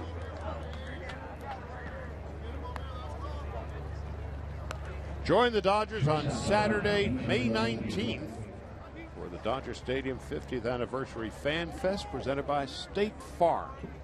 There'll be autographs, music, live entertainment, games, and more. Gates open at noon prior to the game against the Cardinals at 7:10. Entry is included with your ticket to the game. Visit Dodgers.com/50th for tickets and more details.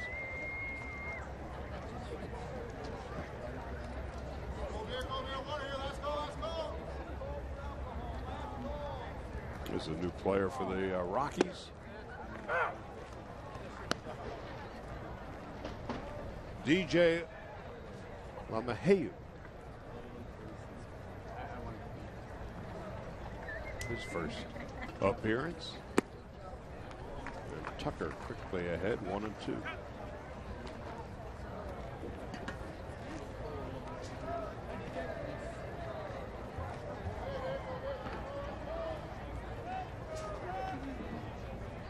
So the Dodger regulars get the rest of the day off. Tucker delivers high and inside, 2-2.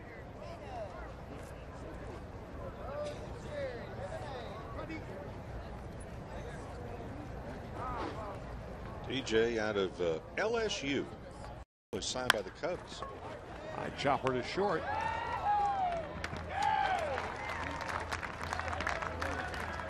And there's 2 out. First baseman number 66, Ben Paulson. Jerry Hairston making the play at shortstop.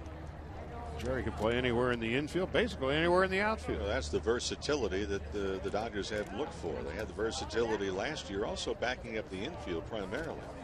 But because of the injuries the Dodgers infield has, those backup players became everyday players. And of course, then you have the domino effect. The bench players have to become regulars. And then that tends to weaken the farm system because you have to replace the utility fellas.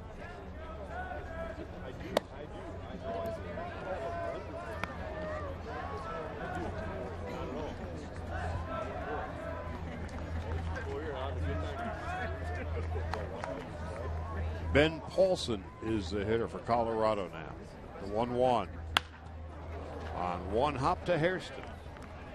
And Heath airmails it. And Jerry with a throwing error.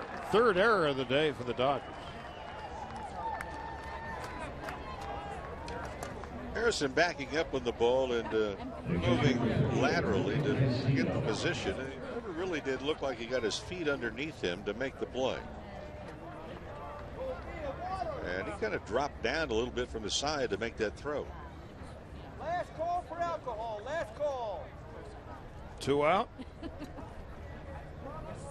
Really marvel at some of the infielders, and Hairston falls in this category too. Is it during everyday workouts, where are you going to get the most ground balls at? How do you work on things? Because he can play every position that there is. So his work list is a little bit more extended than maybe other players. Second, short, third. He can play left field some too.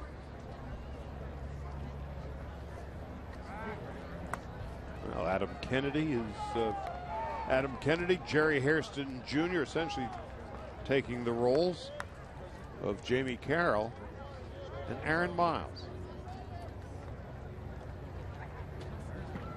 Miles, of course, came up. There's a rocket to right, and it's going to roll to the wall over the head of Sullivan, and the throw to the plate is cut off by Mitchell.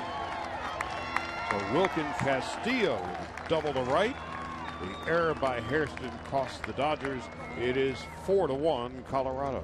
Castillo didn't waste any time either. First ball, selecting it to hit the ball. And that ball was up in the strike zone, and that'll get you some trouble.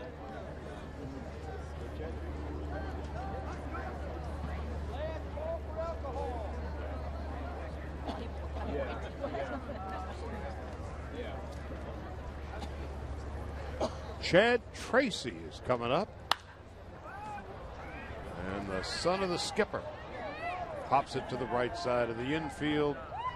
And Cruz makes a catch, and that ends the inning. No runs, 1 hit, 1 error. Correction, 1 run, 1 hit, 1 error. 7th inning stretch, 4-1. You know, I think the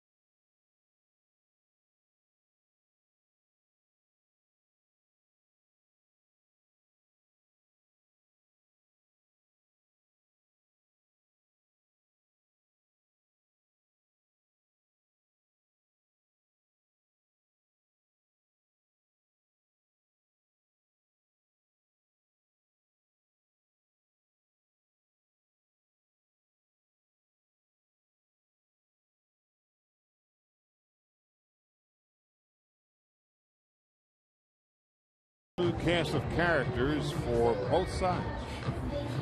As we go to the bottom half of the 7th inning, the Rockies 4 runs and 6 hits. Dodgers line score 1, 2, and 3. 2 hits and 3 errors.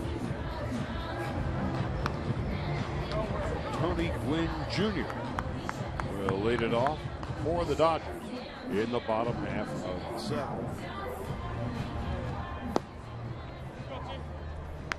Rob Scahill begins his 2nd inning of relief.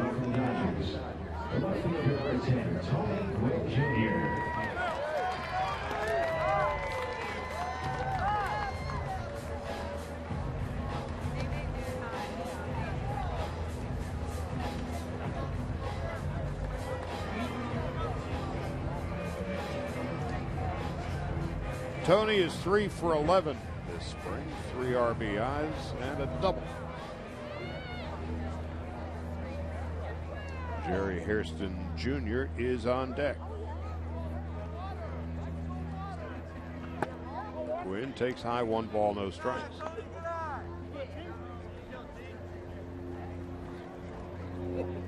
The Rockies infield bearing no resemblance to the one that started the game.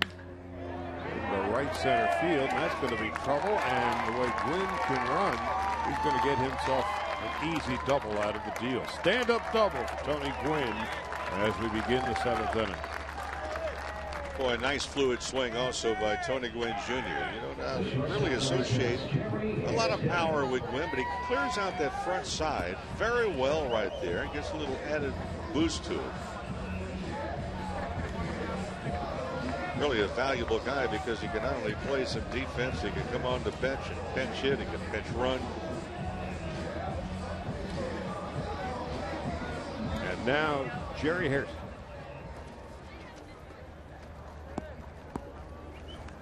Hairston, like Gwynn, 3 for 11 this spring. Rockies lead 4-1, scoring 3 in the 2nd inning off Chris Capuano. 1 ball, no strikes to Hairston. His brother Scott with the Mets. Father Jerry Hairston Sr. played with the White Sox. And Jerry and Scott grew up in suburban Chicago and Naperville. And their grandfather, Sam Hairston, was the first African-American player to play for the White Sox. Scahill on 1-0 delivers a strike. It is 1-1.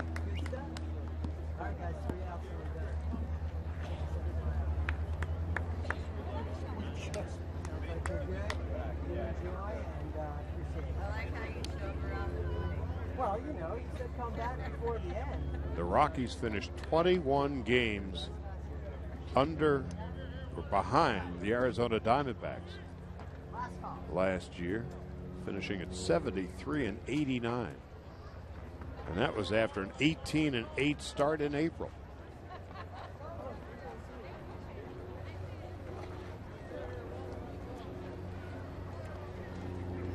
So they went out and made a boatload of changes.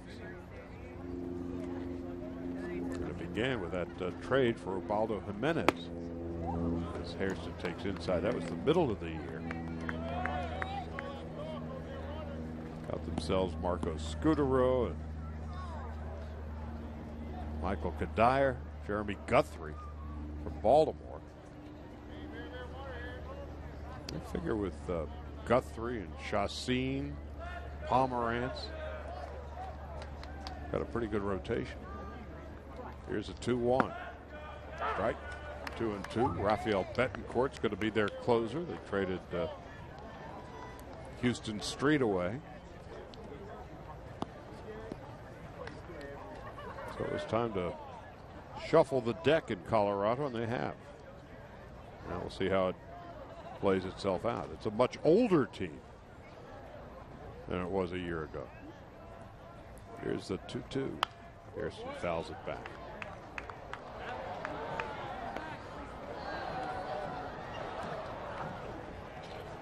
Half the games, of course, played up in Denver, but the other part, too, the relievers, their earned run average collectively in the Rockies bullpen was higher than the National League average. In fact, relievers is almost at 4 collectively.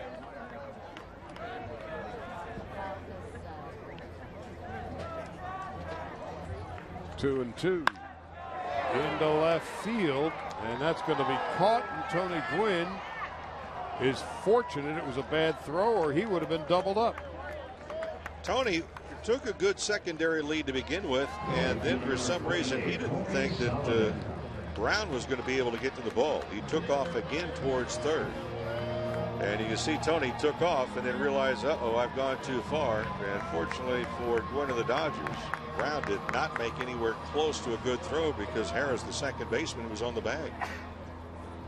Brown hurried the throw and missed his target by a lot. Now Trent Olchin.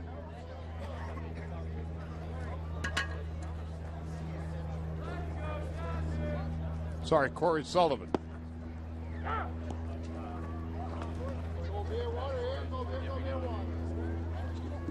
Sullivan back in harness. He's one of those stories you look at it. He was not drafted out of high school at all.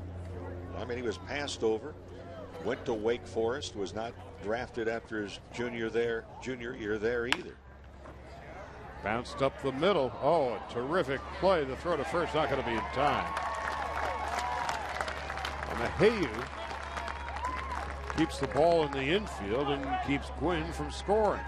First and third, one out. Boy, very fancy play, no question about that. Going up, didn't look like he had a chance. He was actually to the first base side of the bag. So that stops Gwynn over third and easily beating it out with the base hit of Sullivan. Now here's Olchin.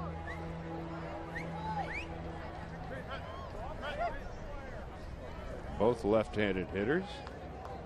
One wears 46, one wears 48. You get the feeling early as part of spring training that there should just be a sign-up sheet at home plate.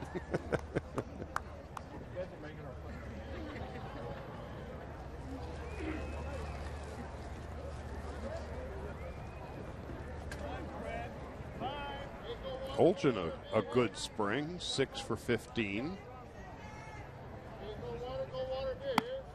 One ball, no strikes.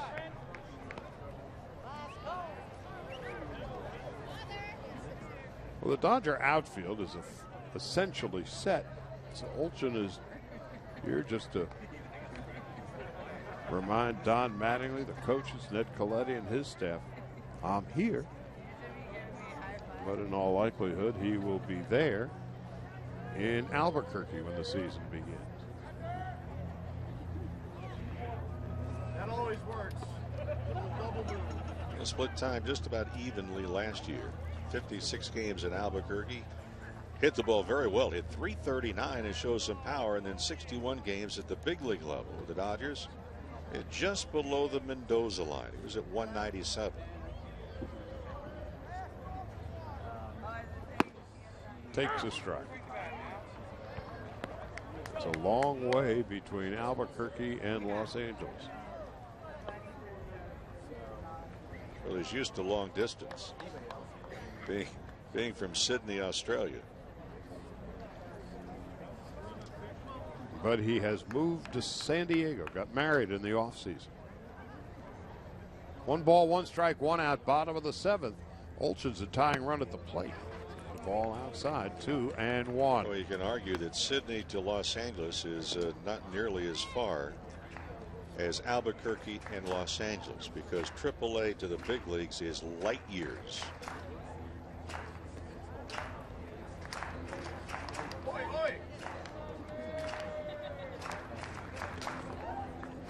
Russ Mitchell is on deck. 2 balls and a strike. Olchin squares to bunt, takes it back, 3-1.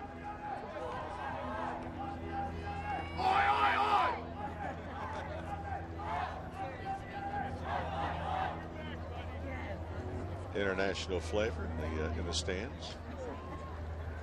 Learned a few things. First of all, they don't throw a shrimp on the Barbie in Australia. They don't refer to them as shrimp. Prongs in Australia. Doesn't have the same ring that prongs on a Barbie. 3 balls, 1 strike, and 1 out.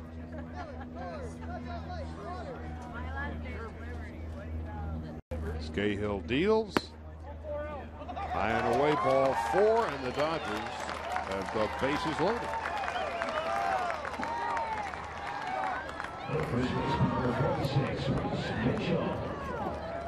First walk that the Rockies pitching has surrendered.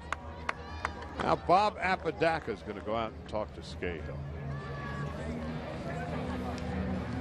Bob, an LA product in his 10th season now with the Colorado Rockies. Former pitcher, a delightful guy, very knowledgeable in his approach to the pitching.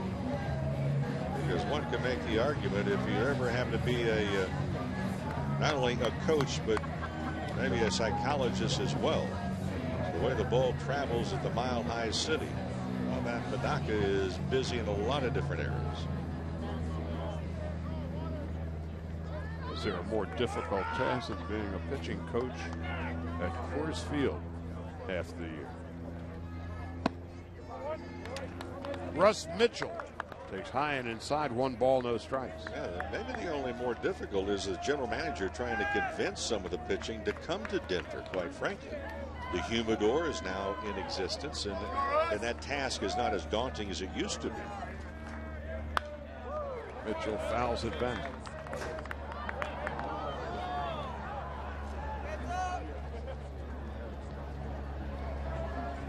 Apodaca, when he pitched in the major leagues from 73 through 80, exclusively with the Mets.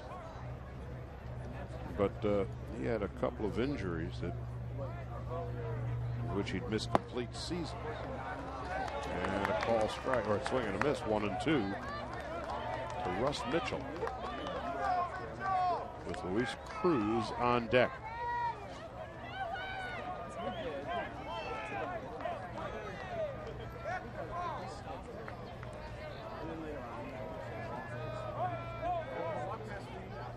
The 1-2. Mitchell fouls it off to the right and out of play.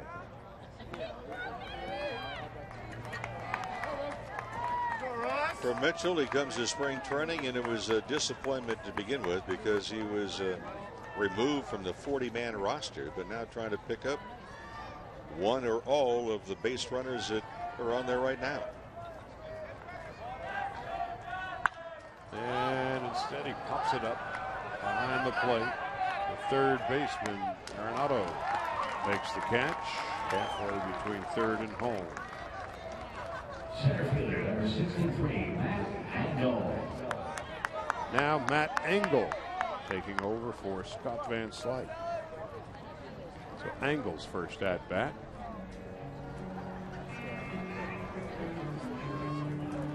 Engel, the speedster.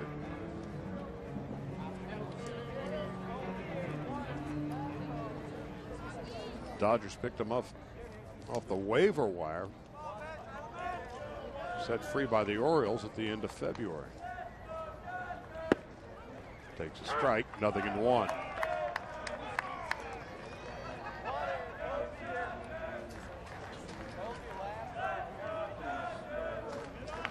Made his major league debut about midway through last season for the Orioles. And the ball upstairs, 1 ball, 1 strike. All-around athlete, captain of the high school football team, played baseball, ran track in the 102-meter dashes.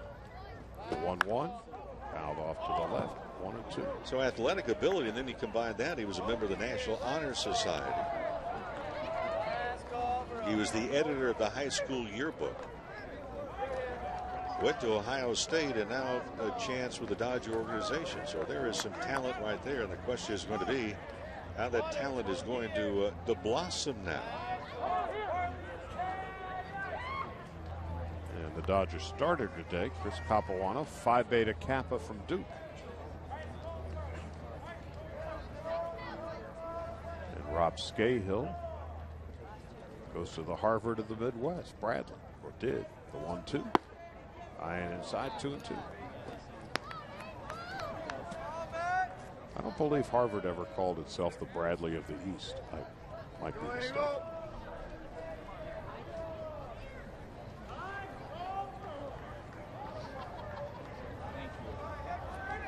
And you were loitering around your alma mater last night.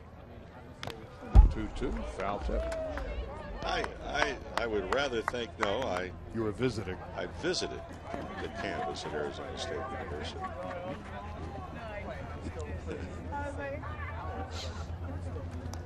But you loitered Security when you went there. Never found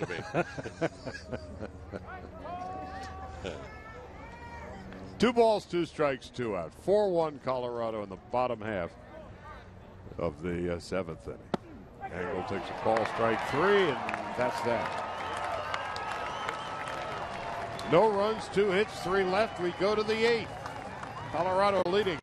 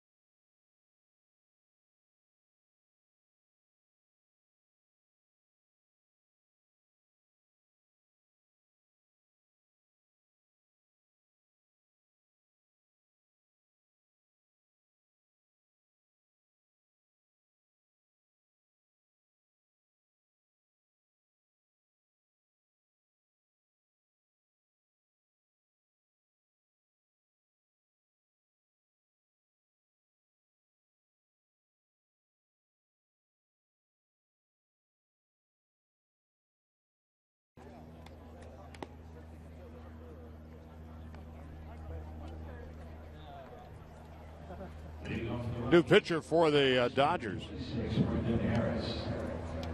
is Stephen Fife. Pitched last Thursday against the Athletics, gave up a run and 2 hits in 2 innings of work. Fife came over along with Tim Fedorovich and Juan Rodriguez from the Red Sox in that deal that sent Trayvon Robinson up to Seattle. 3rd round pick of the Red Sox out of University of Utah in 2008. Brandon Harris is the batter now. His first at bat of the day. 1 ball and 1 strike.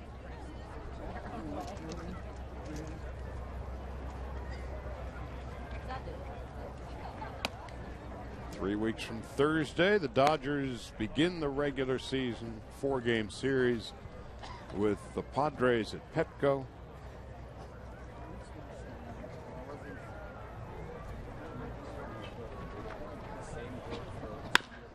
Oh, a comebacker on 1 hop. Fife makes the play, 1 out. Good play by Fife, who understood at a very early age the competitive spirit, as he was a member of that Boise Little League World Series team in 1999. So it was a pretty good glove right there.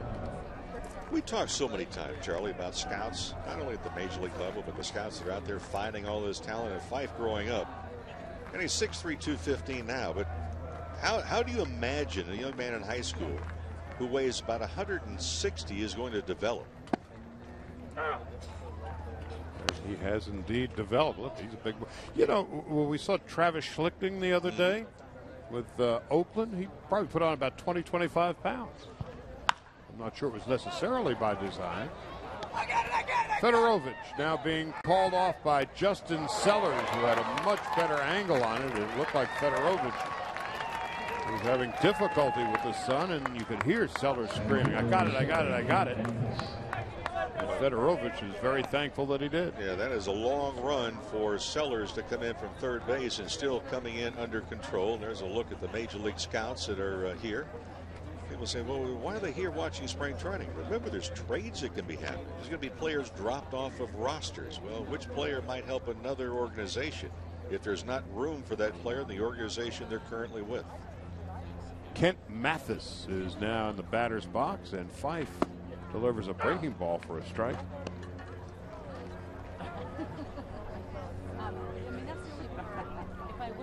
Again, the beauty of spring training. The 0-1, so I get a ground ball in the hole. It's short. Hairston backs up. The throw is off the money. It's Jerry Hairston with his 2nd throwing error of the afternoon. Well, Harrison didn't really help himself. Now, he made a throwing error earlier, but watch this one. He kind of backhands it, but he's waiting for the ball. The feet were not moving, didn't collect them underneath himself. He dropped down, kind of sidearm on the throwing error that he had before. And this one, he simply stopped in the process of fielding it and didn't really allow himself the best opportunity.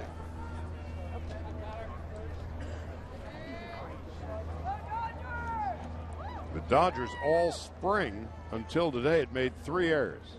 And this afternoon they've made 4. 1 ball and no strikes.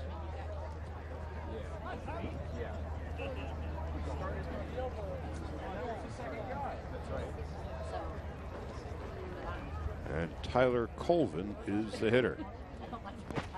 1 for 2, hit by pitch and a run scored. I was saying it was spring training this morning. The Dodgers, for about a half hour today, were working on rundown plays. Again, the things fans don't get to see, but on 2 fields, who's supposed to cover where, the backup, and that was their assignment today. Won't be the only day that they worked on them, because during the season itself, rundowns can be catastrophic if not run properly. And the first thing you have to do in the rundown is understand exactly what your job is. Your job is to get the runner going as hard as you can get them going.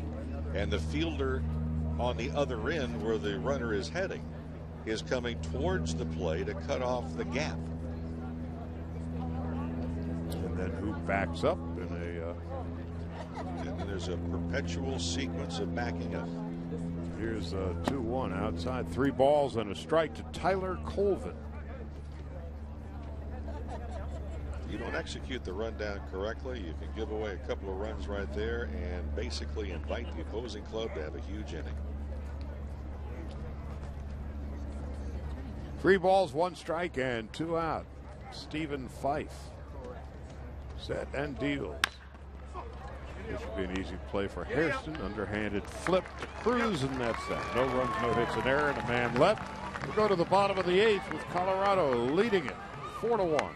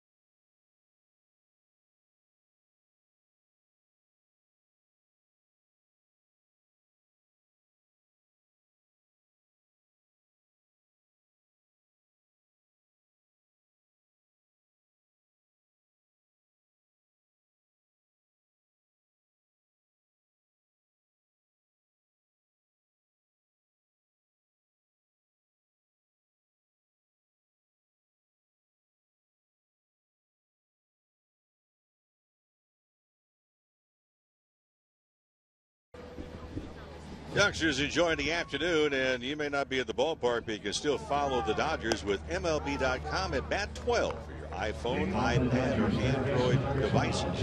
Get spring training score, stats, highlights, live audio, and a whole lot more. Just text at BAT to 31826, or you can visit online, Dodgers.com.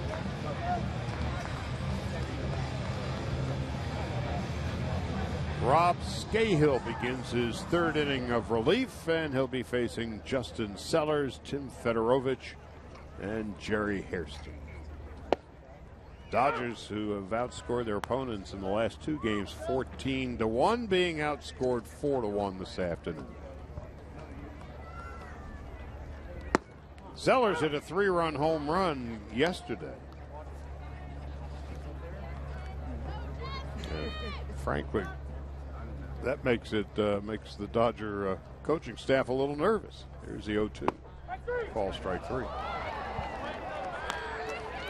Because the last thing in the world they want Sellers to do is go swinging for the fences. Yeah, we were making a comment yesterday during the radio broadcast. It could be good news. It could be bad news. Good news is good contact was made, but for Sellers, who looks at strike 3, did not agree with the call. You do not want Justin Sellers to be thinking, okay, I'm going to hit the long ball. That's not going to be his bread and butter. Now the fellow they call FedEx, Tim Fedorovich, takes a strike, and it's 0-1.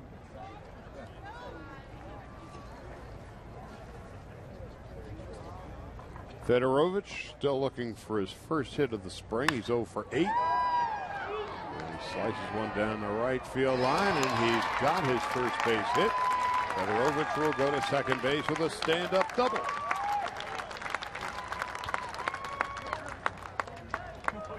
All the ballpark is going to look better actually in the box score than it did in the swing, but for Fedorovich, he's to stay on that plate a little bit more. I think also he's one of those guys, Charlie, when he understands that he can go to left center, right center, and drive the ball. He's strong enough. Still working on quickness with the hands. It's going to benefit him because I think he gets pull conscious, and he was very close to pulling off that ball right there. Luis Cruz takes a ball low, 1 ball, no strikes.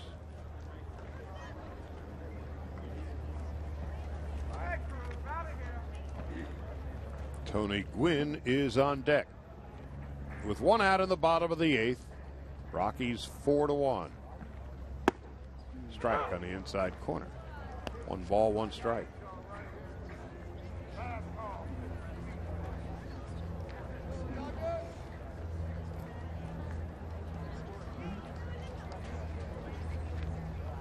Cruz is expected to begin the year at Albuquerque.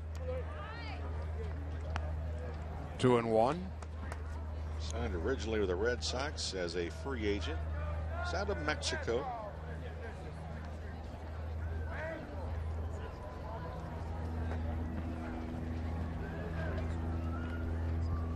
Two and one. Swing and a miss. 2 balls, 2 strikes.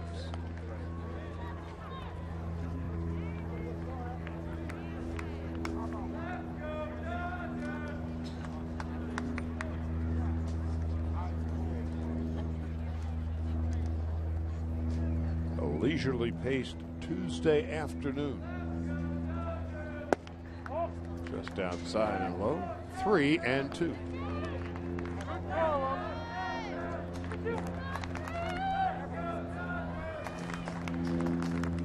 For the Dodgers, it is their 10th spring training game of the season. Through the middle into center field for a base hit. Fedorovich rounding third. Here's a throw to the plate, cut off. Into scores. FedEx on the base hit by Cruz. It is now Colorado 4 and the Dodgers 2. Well, Cruz, after signing with the Red Sox, has moved around a few different organizations. And last year he had signed really with the Rangers. Then went to the Astros. The Astros loaned him to the Mexican League. Fedorovich slides around the catcher, touches the plate. The Dodgers get on the board. That's a 2-run deficit. Cruz's career path sounds like a former Dodger of a few years back, Oscar Robles. Now Tony Gwynn Jr. is the batter. 4-2 Rockies. Scahill deals high and outside, 1 ball, no strikes. This is a 3rd inning of relief for Rob Scahill.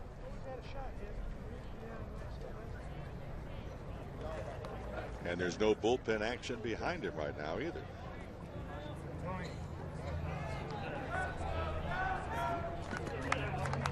Now the 1-0. With the knees, 2 balls and no strikes.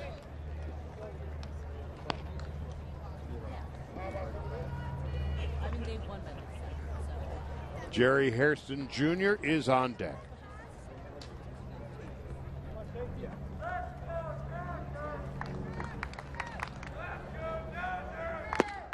And a strike.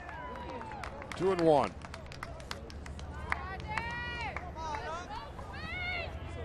Tony Gwynn figures to be part of that left field mix this year with Juan Rivera, Tony, Jerry Sands, Jerry Hairston for that matter. Here's the 2-1. Strike 2-2. Don Mattingly will have the ability to mix and match depending on how James Loney and Andre Ethier fare against left-handed pitching. Loney not in uniform today. His calf muscle's been bothering him a bit, so they shut him down. They don't believe it's serious. Matt Guerrier not in uniform either. With a fly ball to center field. Colvin retreating. He'll make the catch. Guerrier had a stiff back today, so he did not suit up.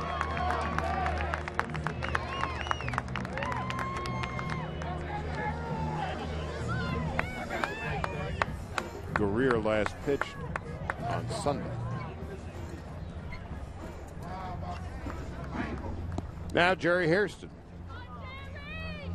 who lined to left field in his first at-bat of the day. Dodgers offensively have been quiet. And Hairston fouls it back. Capuano started for the Dodgers today. 3 earned runs and 2 base hits, 4 strikeouts, 2 walks, and 2 2/3. But he threw entirely too many pitches. 56 and 2 2/3. So he was done. Fernando Nieve went 2 1/3, pitched nicely, no runs and 2 hits. Troncoso an inning, no runs and a hit. Hairston fouls it off to the left and well out of play. Ryan Tucker, 1 run unearned in 1 inning. And Stephen Fife faced 4 batters in the 8th. No runs, no hits.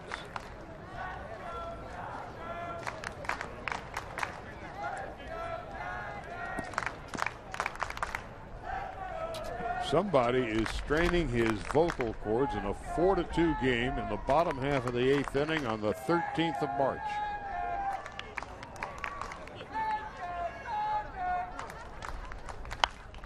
As pop foul, Castillo giving way to the first baseman, Ben Paulson. And that'll end the inning. We'll go to the 9th with Colorado leading 4-2.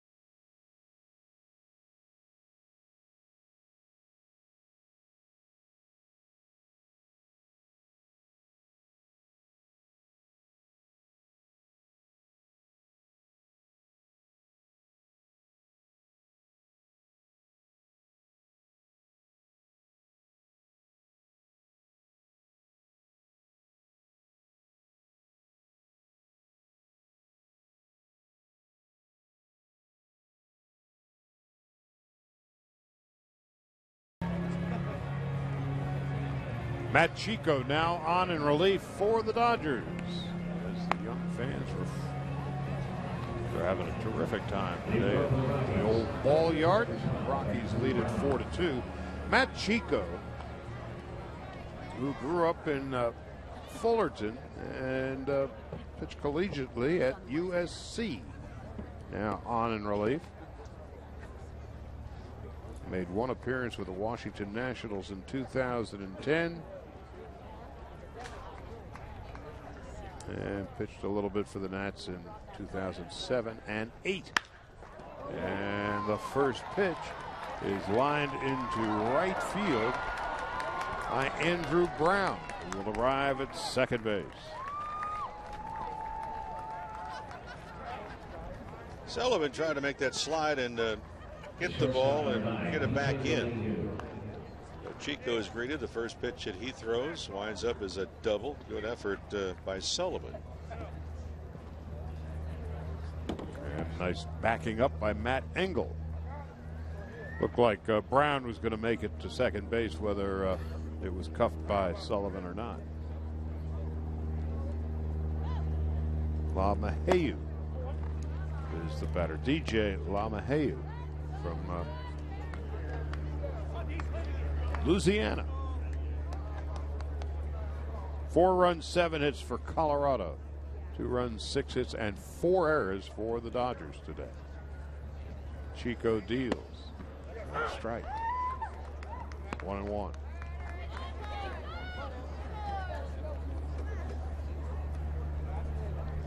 Chico wearing the number left behind by Hung-Chi Kuo. Swing and a miss. Kuo up in Seattle now.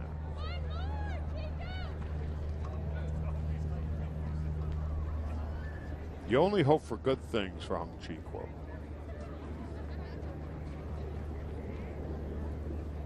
Here's the 1-2. And that's a base hit into right center field. Brown will score easily. And it is 5-2 Colorado. Not a bad pitch. Mayhew just went down and got it, slapped it into shallow right center field.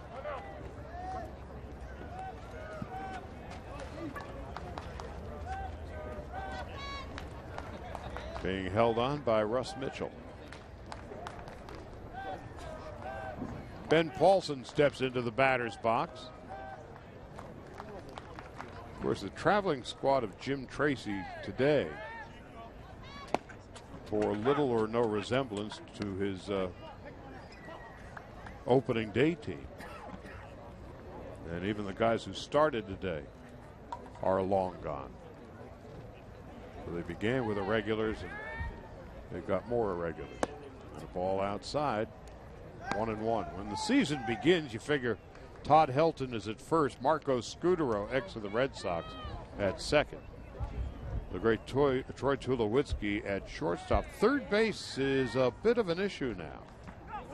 Runner goes, and Fedorovic's throw is not going to be nearly in time. They signed Casey Blake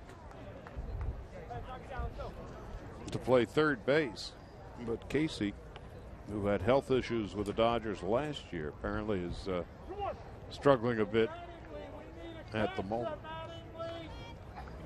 So Brandon Wood in the fine point pencil is at third base at the moment. The outfield of Kadire, who they picked up from the Twins as a free agent, Dexter Fowler, and the great Carlos Gonzalez. Ramon Hernandez behind the plate.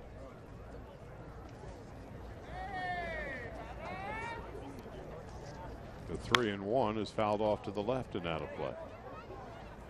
Talking to one of the Colorado writers for the game today, he said the average age of the team in the offseason went from 28 to almost 32.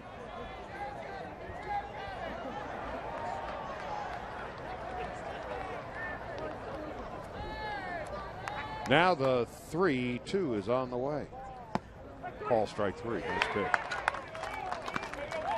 Took a while to get there, but good breaking ball to the outside corner. Here's the other thing about the Rockies. They are normally lights out at Coors Field, but last year they finished with a losing record for the first time since 2005 at home.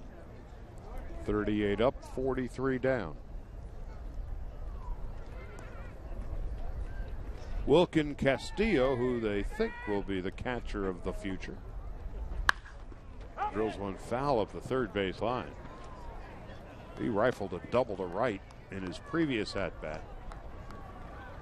So Jim Tracy trying to turn things around in Colorado. And there's an outside chance that Jamie Moyer, at the ripe old age of 49, could be in the rotation.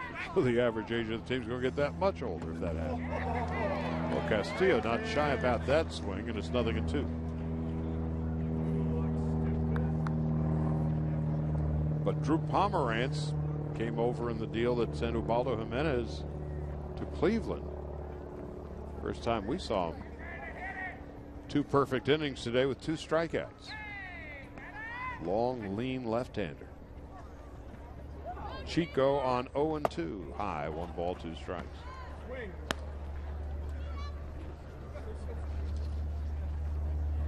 And you've got Jason Giambi on that team. They're not going to worry about whips and vorps. They're going to worry about the AARP,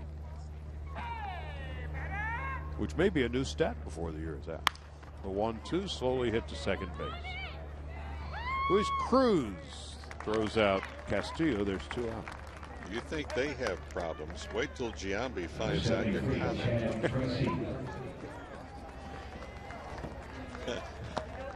The G-Man. There's 2 gone. And Chad Tracy. You remember little Chad? Not so little anymore. No, he's not. He's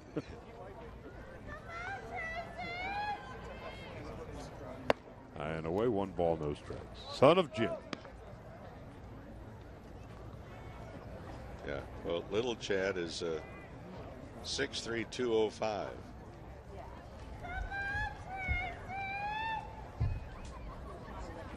How about Jeff Torborg's son? Dale. The former wrestler. Mm-hmm. I remember Dale when he was 3 years old and maybe 30 pounds, whatever. And then he became a wrestler, and he became not only a wrestler, but he became a bad guy.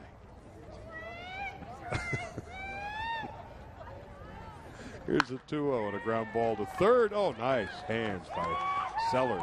He's got very quick, smooth hands. 1 run, 2 hits, 1 left. We go to the bottom of the 9th. 5-2 Colorado.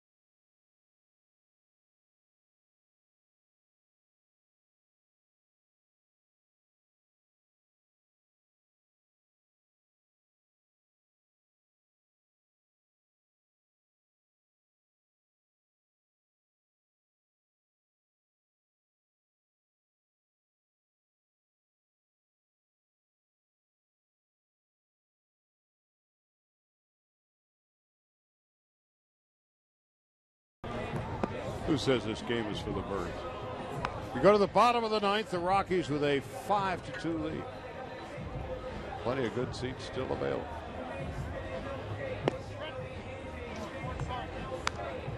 So meanwhile, back to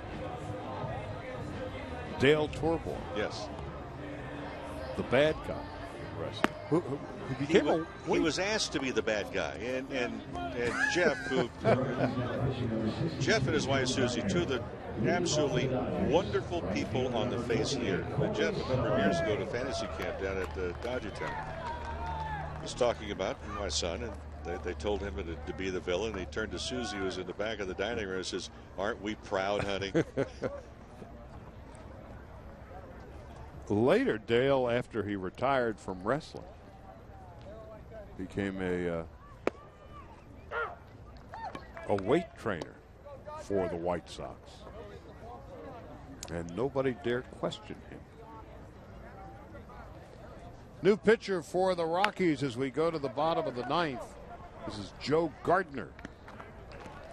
And that is the first out of the bottom of the 9th as Sullivan bounces out. Now Trent Olchen steps into the batter's box.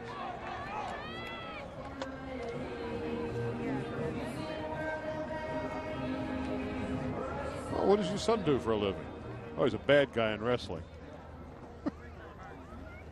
And Dale is every bit as nice as Jeff. It was the image that was created. Mm-hmm.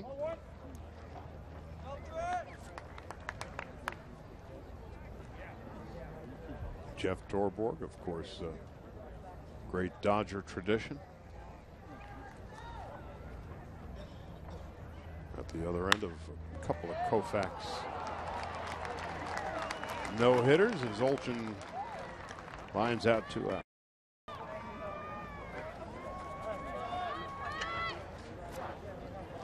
Number 46, Russell Mitchell. Managed in Cleveland, New York.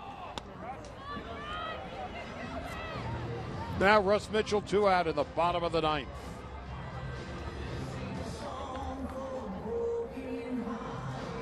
Mitchell, his second at bat, foul to the third baseman. Gardner delivers a strike, and it's 0-1.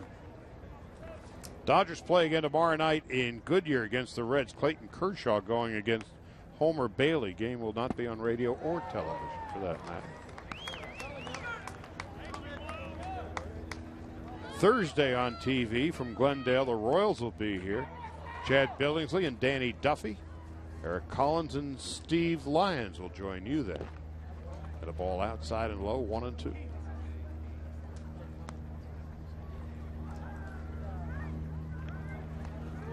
So the Rockies are about to go to 4-6-1 this spring, and the Dodgers 6-2-2. The 1-2 to Mitchell. Just low. 2-2. Gardner, one of those pitchers that came over in that Ubaldo Jimenez deal with the Indians. Missing just outside, 3-2.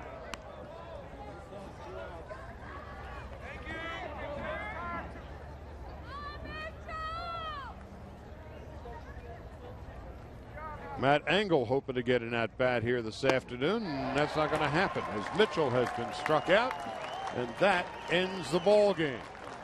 Final score, the Rockies 5 and the Dodgers 2. For Colorado, 5 runs, 8 hits, no errors. They left 9 men on base. For the Dodgers, 2 runs, 6 hits, 4 errors, and they left 4 men on base. Drew Pomerantz wins it. Chris Capuano takes the loss. So that is a wrap for us from Camelback Ranch in Glendale. Final score once again, the Rockies beat the Dodgers 5-2. Back on television from Camelback on Thursday with the Royals in town. Charlie Stunner, Rick Monday saying goodbye from Arizona. Rockies win 5-2.